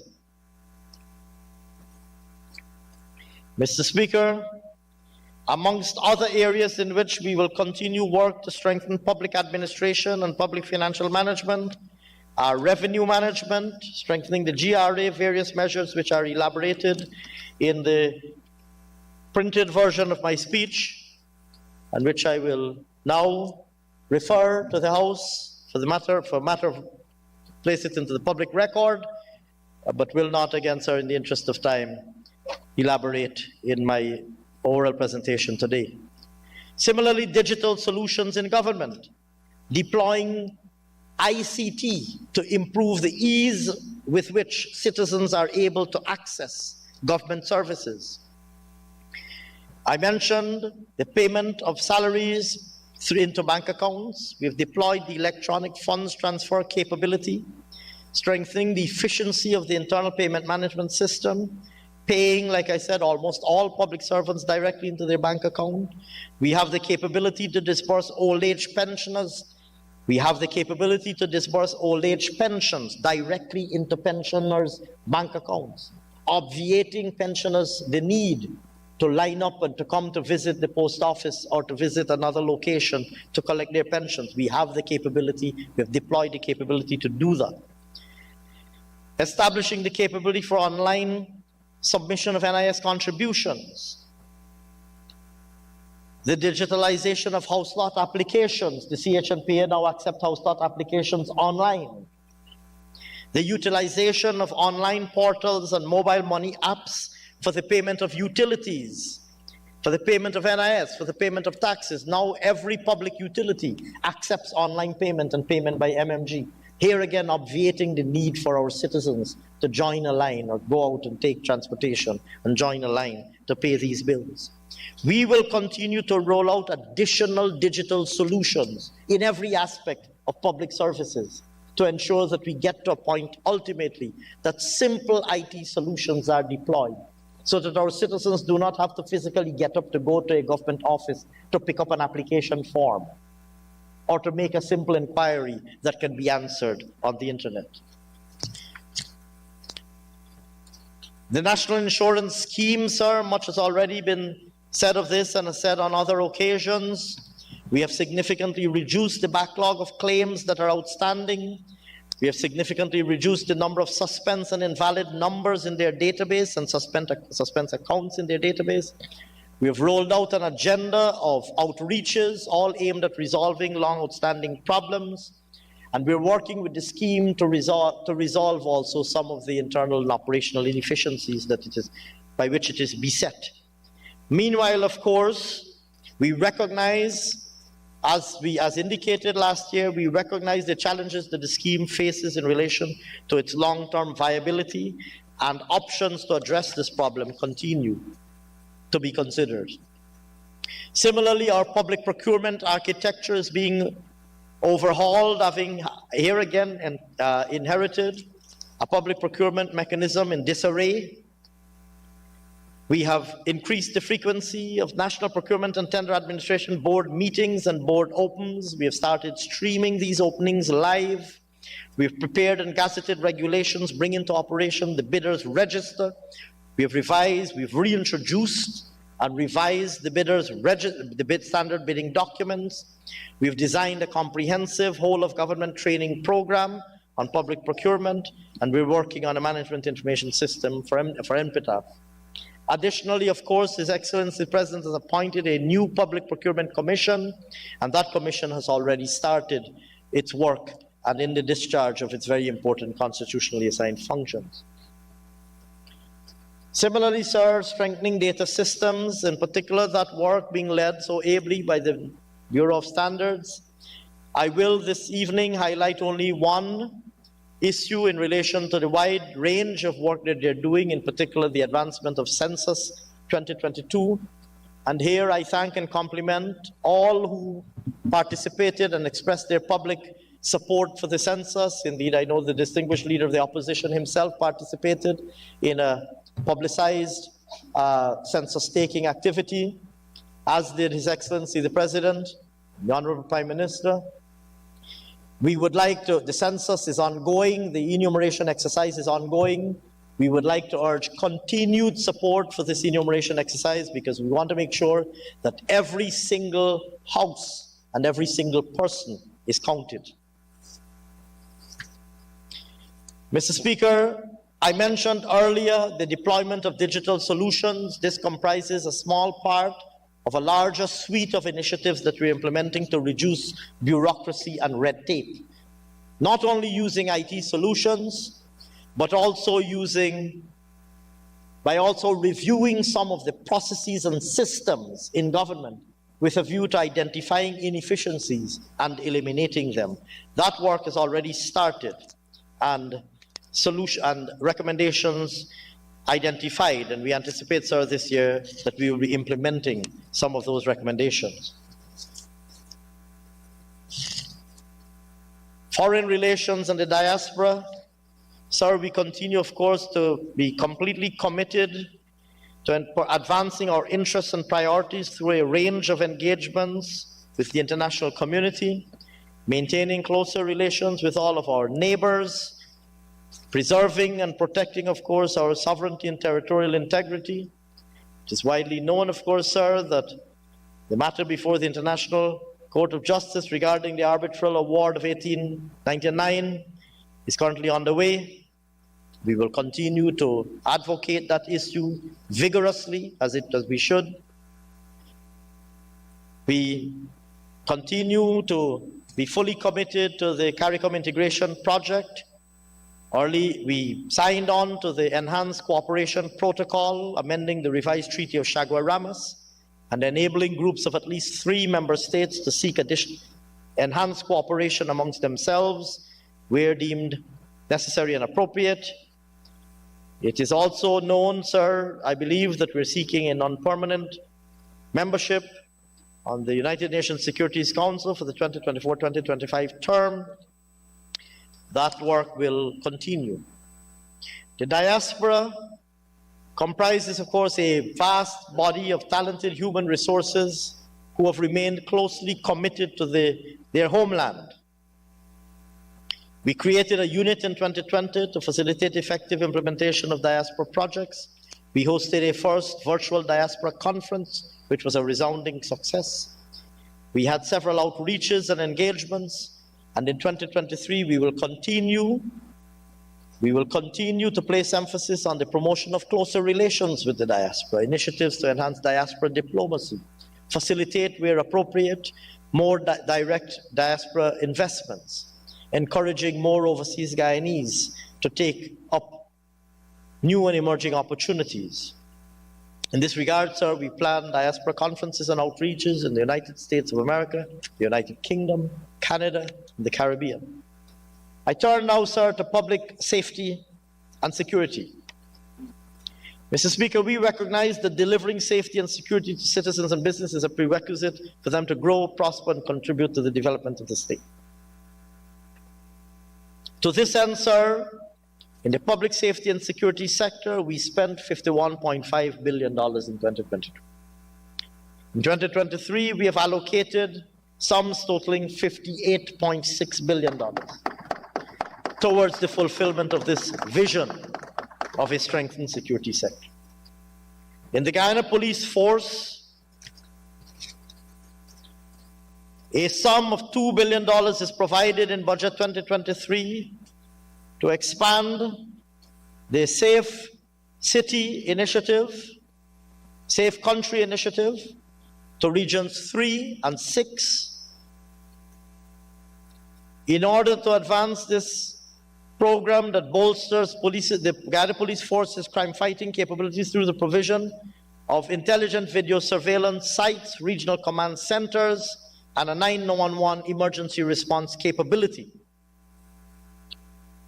Additionally, we will apply forensic crime, we will strengthen the forensic crime fighting capabilities with the acquisition of a DNA analysis workflow system, and we will initiate the preparation and acquisition of an electronic identification system to introduce a single electronic identifier by which each citizen will be assigned a unique national registration number to be used by all private and public sector agencies.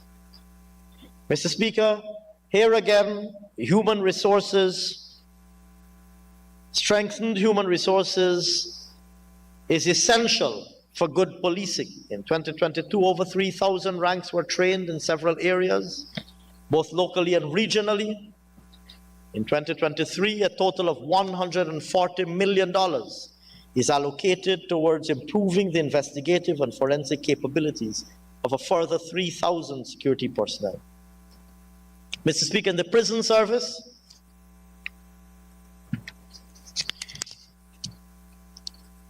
in 2022, we spent $2.4 billion to commence sweeping upgrades to our custodial and correctional facilities.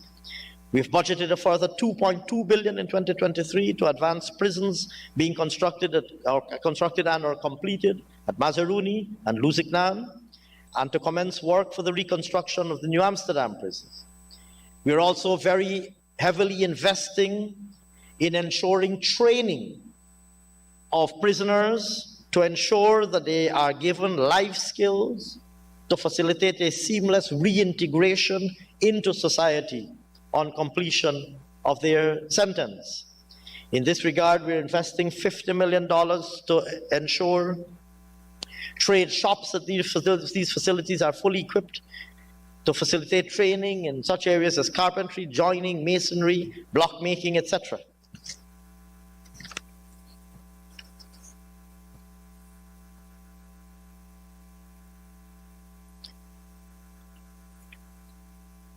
In total, sir, a sum of $5.5 billion is earmarked for the Guyana Prison Service. In fire, we have spent in 2022 $2.7 billion to initiate critical work to boost firefighting capability. We spent $557 million to advance works on critical facilities, including initiating the move of the Central Fire Service, the Fire Service headquarters, from Stabroek to Durban Park, enabling the service to be located in a less congested area that allows easy ingress and egress. We have advanced construction of fire stations at Leonora, Wales, and Ogle. Budget 2023 makes a provision of over $545 million to advance these and other initiatives.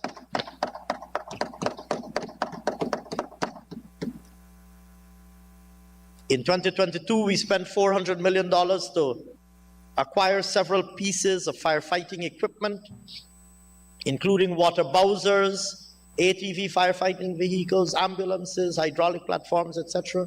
In 2023, we will spend another $489 million to further augment the equipment stock of the fire service. Similarly, and right on cue, we recognize the importance of a ready availability of water. We inherited a network of fire hydrants, most of which were in a non-functioning state. We embarked on a massive rehabilitation and replacement program of all non-working fire hydrants across the country. We received 188 fire hydrants in July 2022. 47 new installations and 27 replacements were done. The remainder will be installed during this quarter, and a further 148 fire hydrants will be received in 2023 for installation. We will also be investing, sir, of course, in the training of our fire officers. Mr. Speaker, my colleagues will no doubt elaborate further on the various initiatives that we're implementing in their respective sectors. I wish now, sir, to turn to our macroeconomic targets and projections for 2023. Real GDP. With continued interventions and policies geared at building a resilient economy, real GDP is projected to grow by 25.1% in 2023. At that rate of growth, sir, Guyana will rank amongst the top 5 fastest growing economies. This position can, of course, be largely attributed to the ramping up of oil production, particularly in the Stabroek Block that's in production. But, sir, it is important to emphasize that growth in the non-oil economy is projected in 2023 at 7.9%. At a time when, as I indicated earlier, the rest of the world is facing significant recessionary pressures. This growth is underpinned by expansion in several sectors. I will mention some of them: agriculture, forestry, and fishing.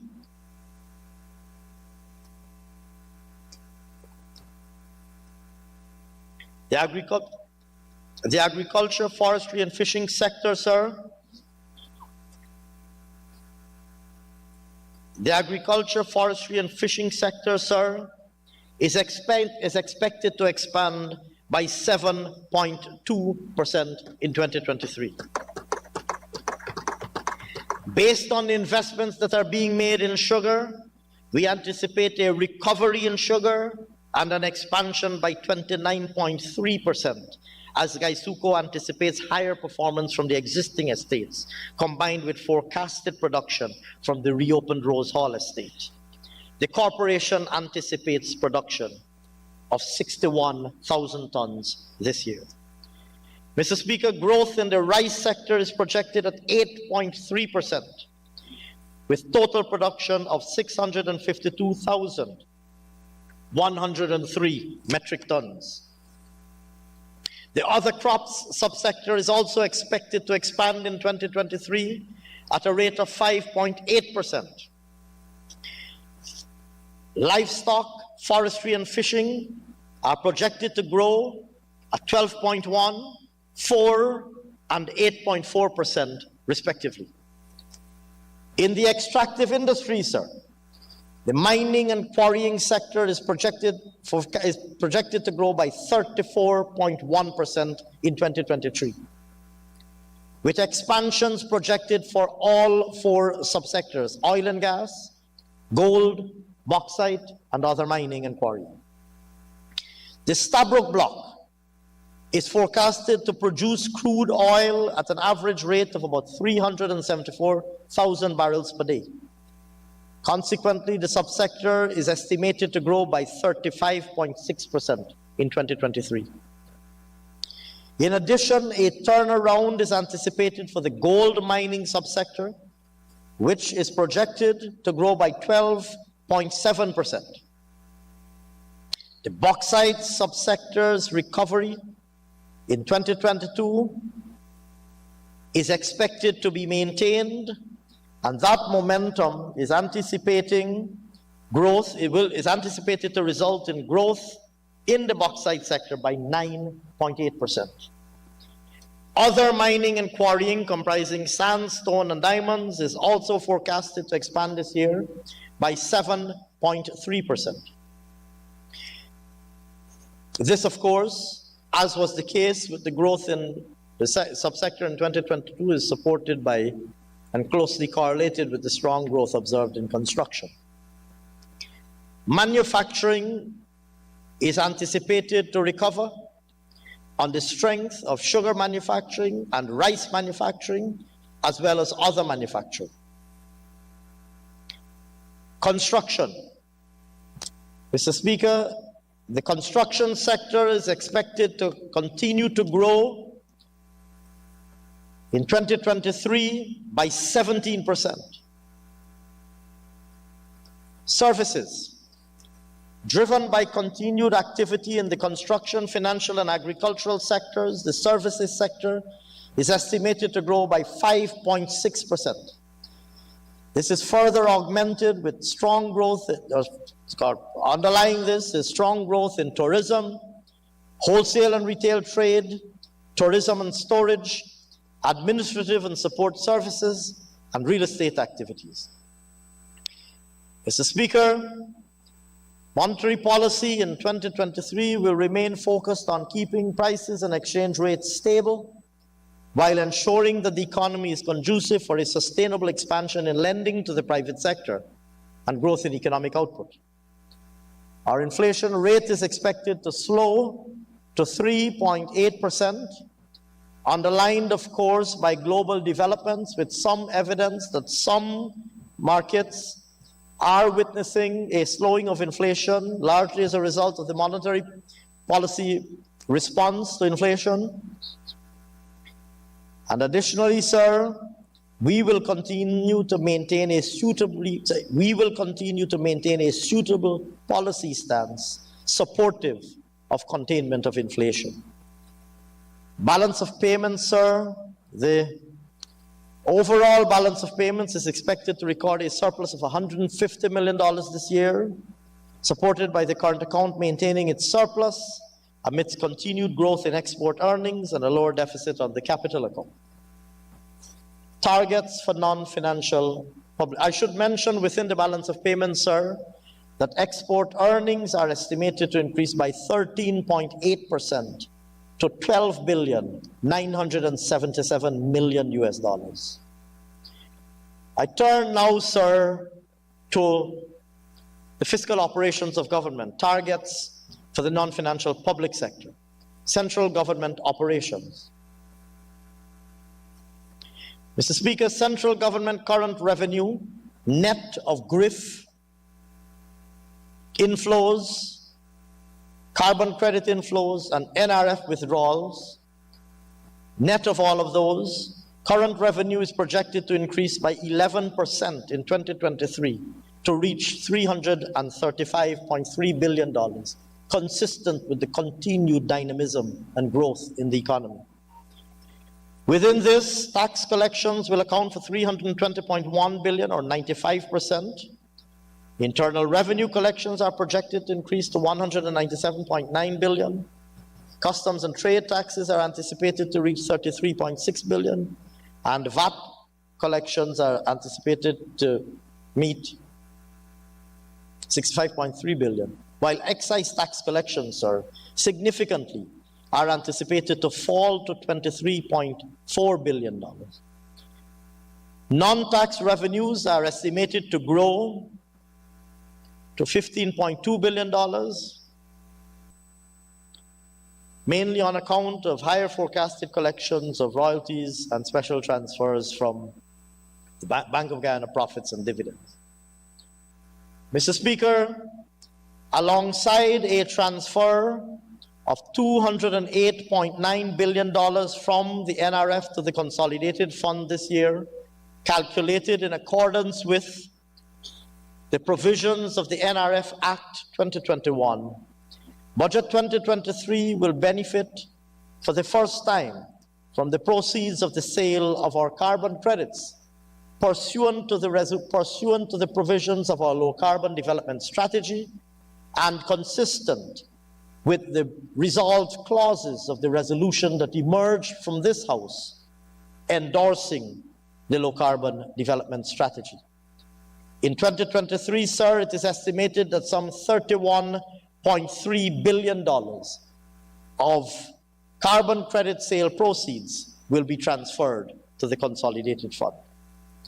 Total expenditure of the central government is expected to grow by 27.5% in 2023 to reach $756 billion.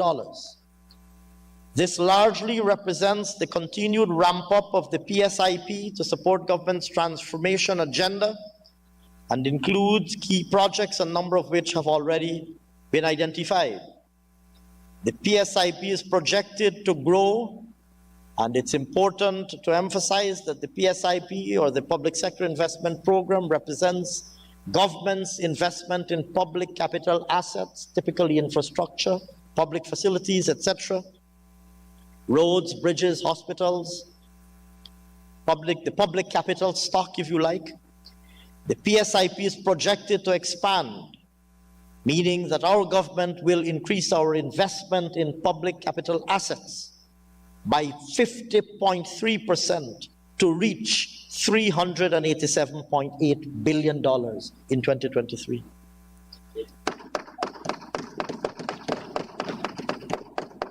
Meanwhile, non-interest current expenditure is projected to grow at a much more modest rate of 8.6% to total $354.2 billion. Mr. Speaker, against this background, the overall deficit after grants of the central government is projected at 11.5% of GDP, or $167.6 billion.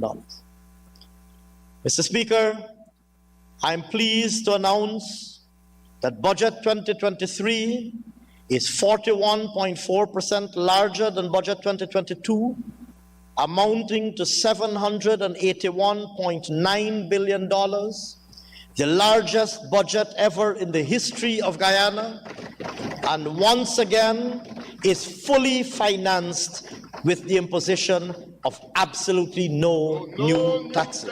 No new taxes.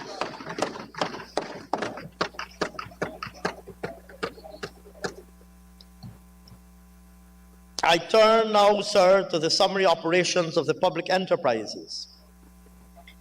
Total receipts of the public enterprises are projected to grow by $3 billion in 2023 to $180.2 billion.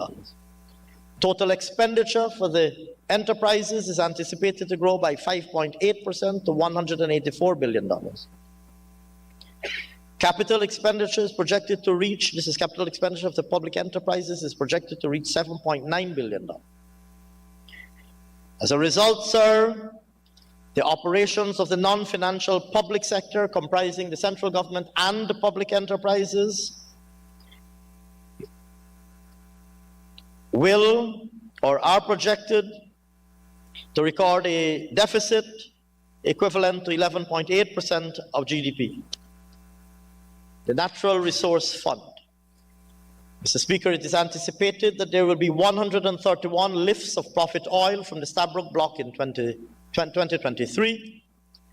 Within this, government is projected to have 17 lifts of profit oil from the producing FPSOs, earning an estimated $1,406.6 million in profit oil and a projected $225.2 million in royalties. As highlighted previously, sir, based on 2022 deposits, an estimated $208.9 billion, equivalent to an estimated $1,002.1 million can be withdrawn from the NRF in accordance with the provisions of the NRF Act and transferred to the Consolidated Fund to support national development priorities this year. Mr. Speaker, I turn now to measures. Mr. Speaker, in addition to the multitude of initiatives, projects, and programs already announced, Budget 2023 also reflects a number of measures that are geared towards providing further stimulus to economic activity and the productive sectors, as well as to bring relief to households, individuals, and in particular, the vulnerable in our society. These interventions are targeted towards continuing to increase the disposable income of our citizens, while facilitating and promoting job creation and income generation coupled with an institutional framework that will reduce the cost of doing business, all with the aim of improving the lives of all Guyanese under the umbrella of His Excellency's philosophy of One Guyana. One Guyana. Mr. Speaker, on the subject of increasing disposable income, salary adjustments. Mr. Speaker, government continues to work to resolve anomalies and disparities across comparable positions in the public service. As previously announced, the first phase of salary adjustments will take place this month. And in fact, many of the beneficiaries would have started receiving their adjusted salaries, or should have started receiving their adjusted salaries starting, if I'm not mistaken, this week. In the first phase of salary adjustments announced recently by His Excellency the President, over 5,000 healthcare workers and almost 9,000 members of the disciplined services will benefit from adjustments that result in an additional $3 billion of disposable income being placed in the hands of these workers, provision for which is made in Budget 2023.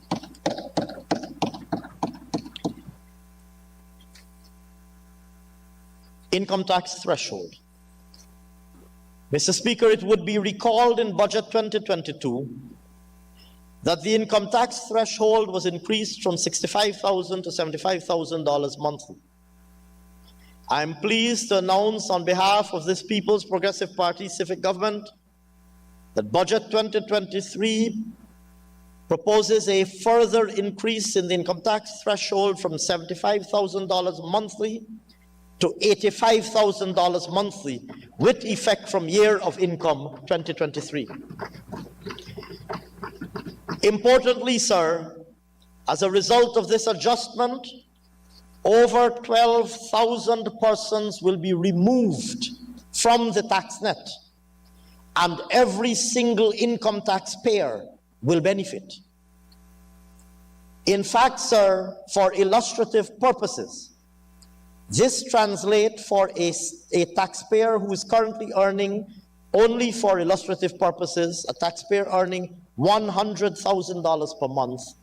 This adjustment alone translates to additional disposable income of $33,600 annually for that taxpayer.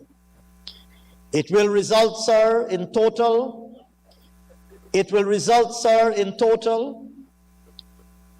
to an additional $3.3 billion of additional disposable income being placed in the hands of the beneficiaries.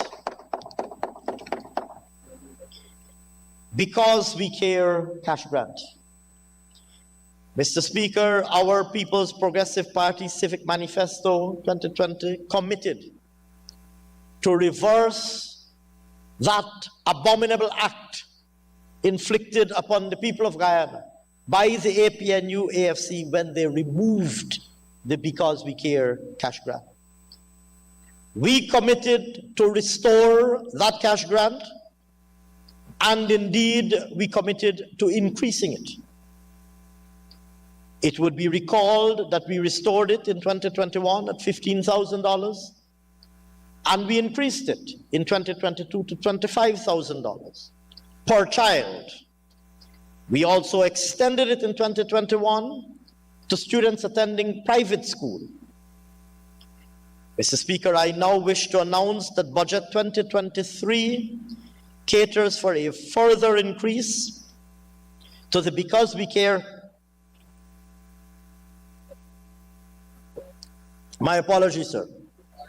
I now wish to announce that Budget 2023 caters for a further increase to the Because We Care cash grant from $25,000 to $35,000. This will benefit over 214,000 school children. in public and private schools and will place an additional $2.1 billion in the hands of their parents. Mr. Speaker, it is worthwhile to point out that the newly increased grant of $35,000, together with the uniform grant of $5,000 per child, will see parents receiving $40,000 per child in total. Mr. Speaker, I hear the APNU AFC. Sir, I hear the APNU AFC attempting in their customary manner to heckle this government on a cash grant that we restored when they committed the vulgarity of taking it away from the people of Guyana. We're restoring it now, 40 grand. Why don't you say what you gave the people of Guyana? Why don't you say what you gave the people of Guyana? Zero, still. You gave them zero. Still. We have restored it and increased it. And we're going to take it to 50. Mr. Speaker, they gave them, Mr. Speaker, you know what they replaced it with? They replaced it with something about buses and boats. They replaced it with buses and boats. David G. All of the buses and boats were labeled David G. And the book bags were labeled David G with a picture of David G, of one David G. You ever see any boat or bus marked Bharat J or Irfan A? That alone says all that needs to be said. That alone says all that needs to be said. Mr.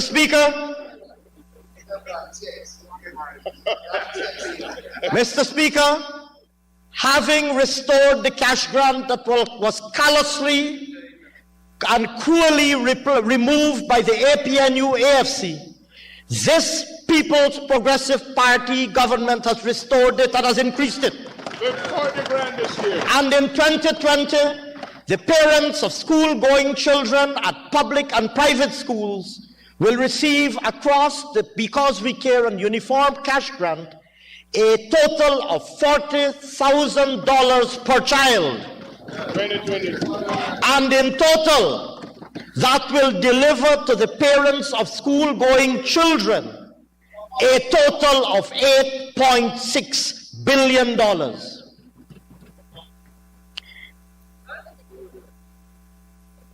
Easing the cost of living, containing the cost of fuel. Mr. Speaker, in Budget 2022, one of the key measures to mitigate price increases was the reduction of excise tax on petroleum products from 20 to 10%.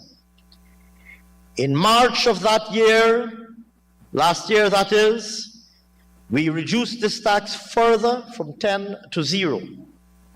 A measure that has resulted in tax revenue losses of over $17 billion. We remain committed to absorbing the impact of volatile fuel prices. We will continue to monitor developments in global oil prices going forward, and the zero excise taxes on fuel will be maintained as long as fuel prices remain elevated. Reduction in freight charges. Mr. Speaker, in August of 2021, we adjusted freight charges to pre-pandemic levels to combat the escalation in shipping costs which were passed on to consumers by importers. This relief measure was initially implemented for a 6-month period. In Budget 2022, it was further extended to December 2022. I now wish, sir, to announce an extension of this measure for a further 12-month period from January 2023 to December 2023. And we estimate that this measure, the extension of this measure for an additional year, will cost the public treasury an estimated $6 billion, or put differently, will represent $6 billion worth of cushion being provided to the consumers of imported goods and items that would have been subject to increased taxation as a result of increased CIF costs. expansion of part-time job program. Mr. Speaker, in 2022, government launched the part-time job program among the suite of measures implemented to cushion the rising cost of living. The job program has allowed for one person per household to work in public offices in proximity to their homes for 10 days per month and earn $40,000. Over 11,000 persons were employed through the program in regions 2, 3, 5, 6, 9, and 10, injecting $2.5 billion into these households since the program started in the second half of the year. In 2023, this program will continue and will be expanded with $10 billion allocated. The beneficiaries of this program are encouraged to upskill themselves so that they can eventually take up full-time employment as the labor market is confronted with evolving demand for skills in some areas. And for emphasis, sir, this program, I will repeat, sir, this program will see an injection of a total of $10 billion of disposable income to participants. Mr. Speaker, other cost of living measures. Mr. Speaker, recognizing the continued impact of the cost of living challenges due to global developments, which of course we will, as I said earlier, continue to monitor, our government continues to remain closely engaged with stakeholders across the country on the development and implementation and identification of interventions to alleviate the impact of increases in prices. In this regard, sir, a total of $5 billion is allocated for additional cost of living measures to be determined from ongoing community engagements.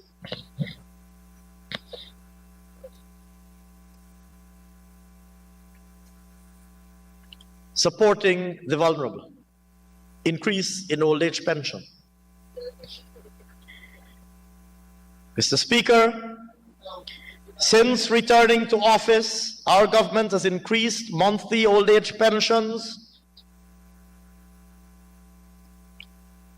from $20,500 in 2020 to $28,000 last year.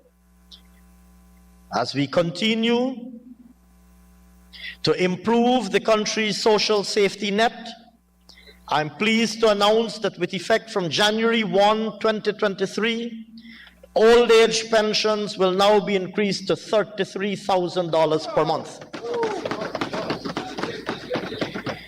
Sir, as a result of this increase, the cumulative increase granted since we returned to office in 2020 now exceeds 60%. Wow. This measure will benefit approximately 73,000 pensioners, each of whom will now receive an additional $60,000 per annum, thereby placing an additional $4.4 billion of disposable income in their hands. Mr. Speaker, with this latest increase, our total old age pension payout to our senior citizens now amounts in the aggregate to $28.9 billion. Public assistance. Mr. Speaker, Budget 2022 included an increase to $14,000 monthly to public assistance beneficiaries, up from $9,000 in 2020. In addition, in 2022, we announced that all persons with disabilities will be registered automatically to receive monthly public assistance.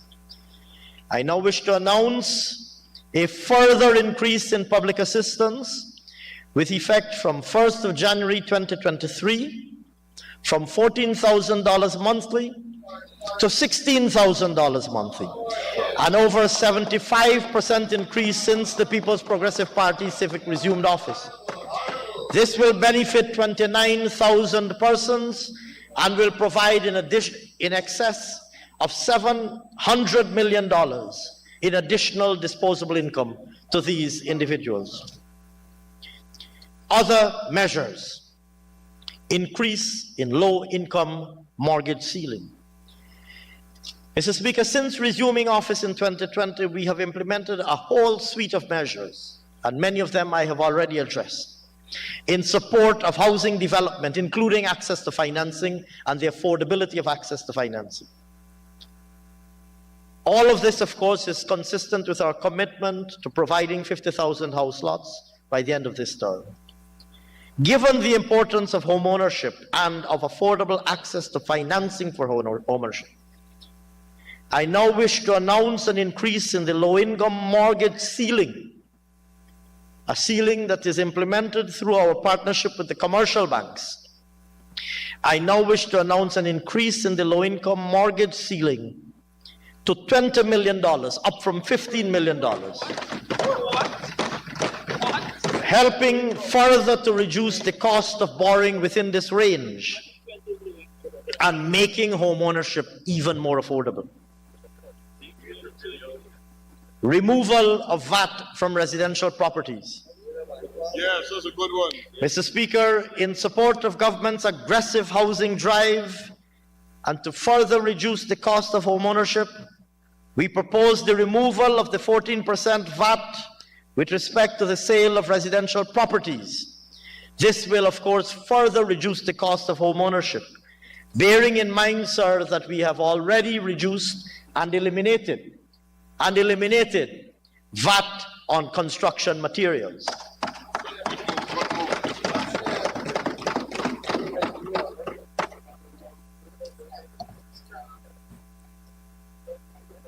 Mr. Speaker, in advancement of our low carbon agenda, and to incentivize the transition to lower emission vehicles, I wish, on the subject of all electric motor vehicles, that is to say motor vehicles that are driven entirely by electricity, all electric motor vehicles, I wish, sir, to announce the following. In relation to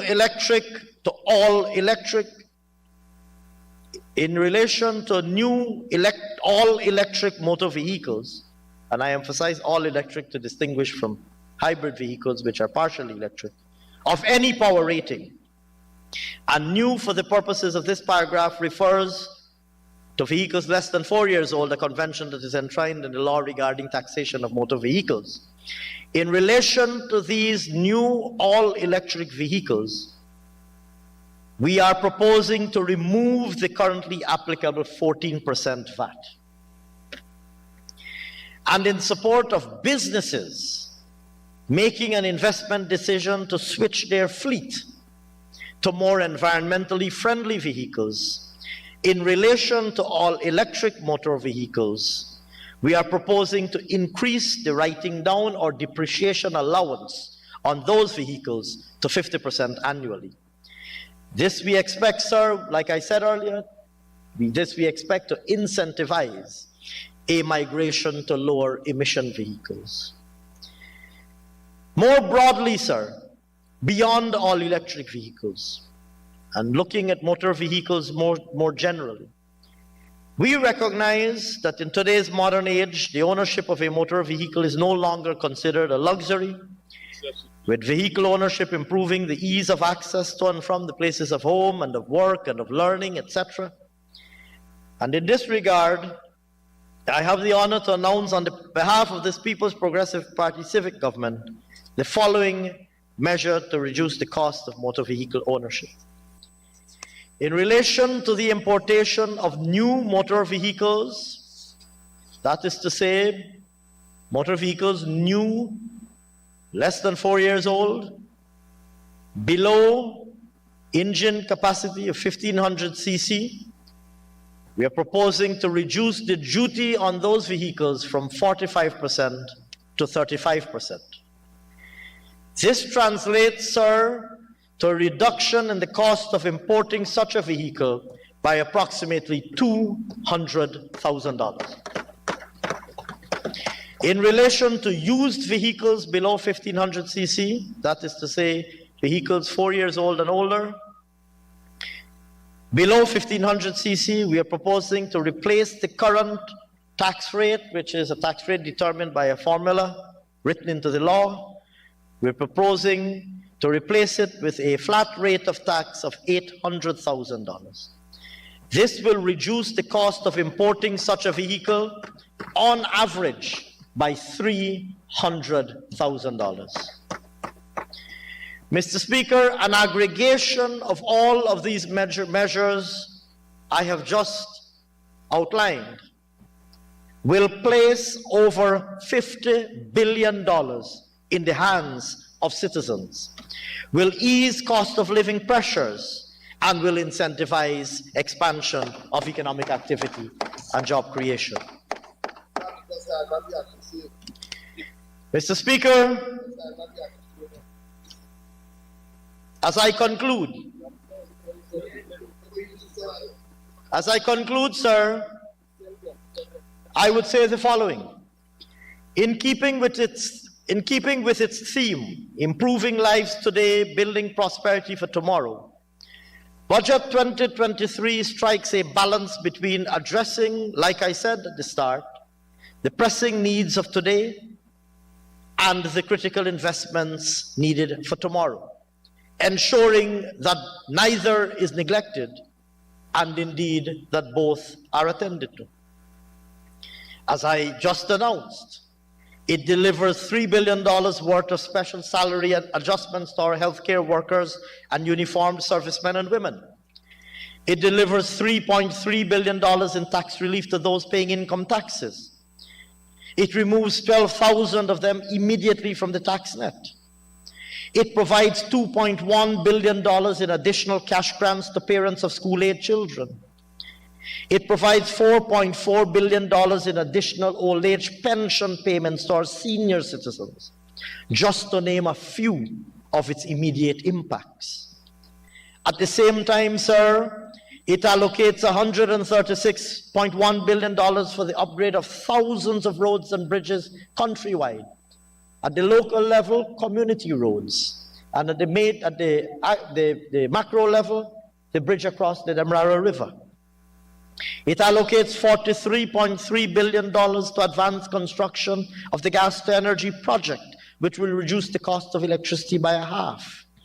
It allocates $84.9 billion for enhanced healthcare delivery, and $94.4 billion for the education sector to ensure our young people are prepared for the future that beckons them.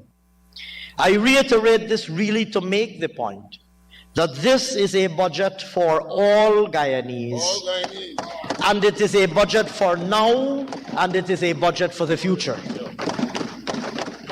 Budget 2023 delivers on its promise, and it delivers on our People's Progressive Party civic government's promise, and our unwavering commitment to improve the lives of every single Guyanese family and every single Guyanese national, and to improve the opportunities they enjoy, not only to improve their lives today, but to improve the opportunities they enjoy for the future.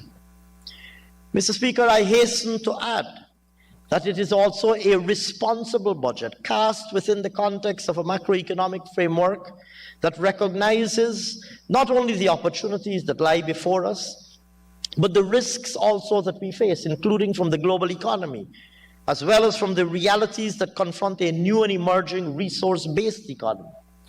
On these bases, Mr. Speaker, given the vastness of measures that the budget covers, the comprehensive nature of its investments, both to achieve short and medium and longer term objectives, we on this side of the House expect that it will enjoy smooth passage.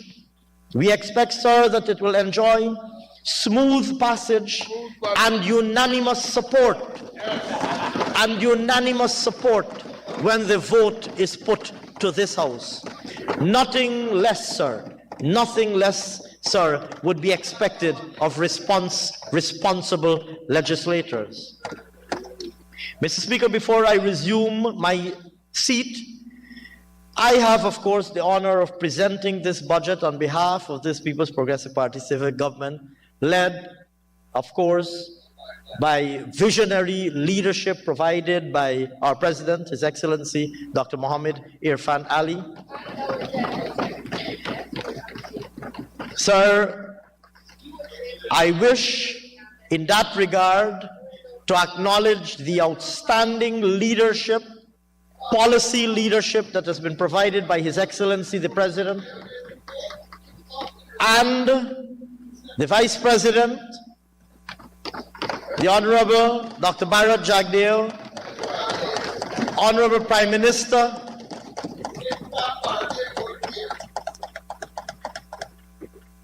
Brigadier Retired Mark Phillips, the rest of my cabinet colleagues and their respective staff. But I wish, sir, also to acknowledge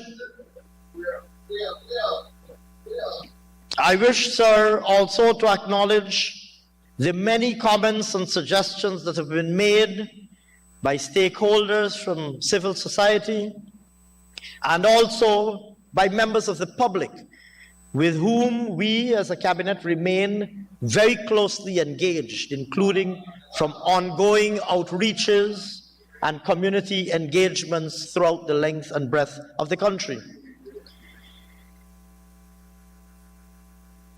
Of course, sir, I reserve, as I usually do, the last word to salute the unstintingly hard work that has been done and continues to be done by my very own team at the Ministry of Finance, who were at it throughout last night and until mid and indeed late morning this morning, and ensuring completion of the product that I now have the honor to present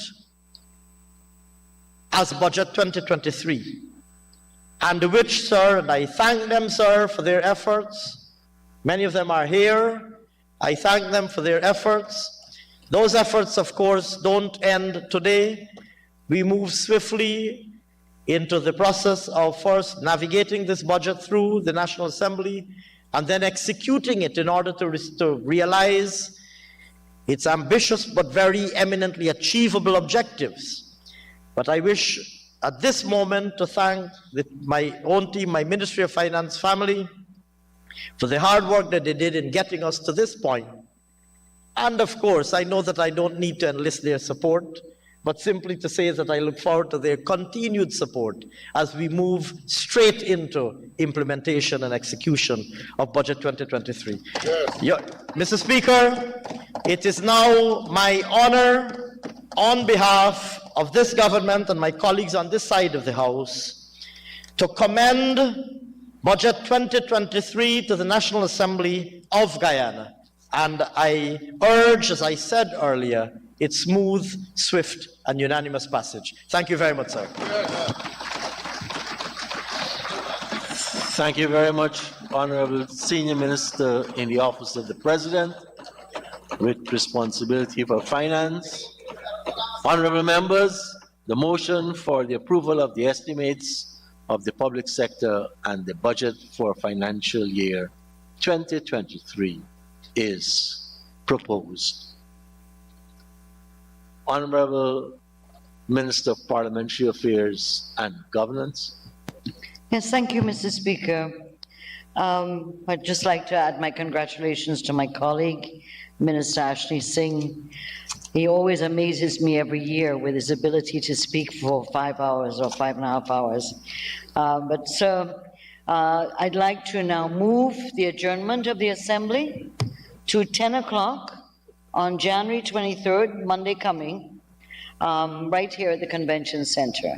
So as per norm, people will be given 1 week to prepare for the budget debate. And I would ask, as I'm on my feet, I don't know where the Chief Whip is on the opposition, but we will need to meet as per norm to work out the schedule. Thank you very much. Thank you, Honorable Minister. Honorable members, the Assembly now stands adjourned to 10 o'clock on the 23rd of January.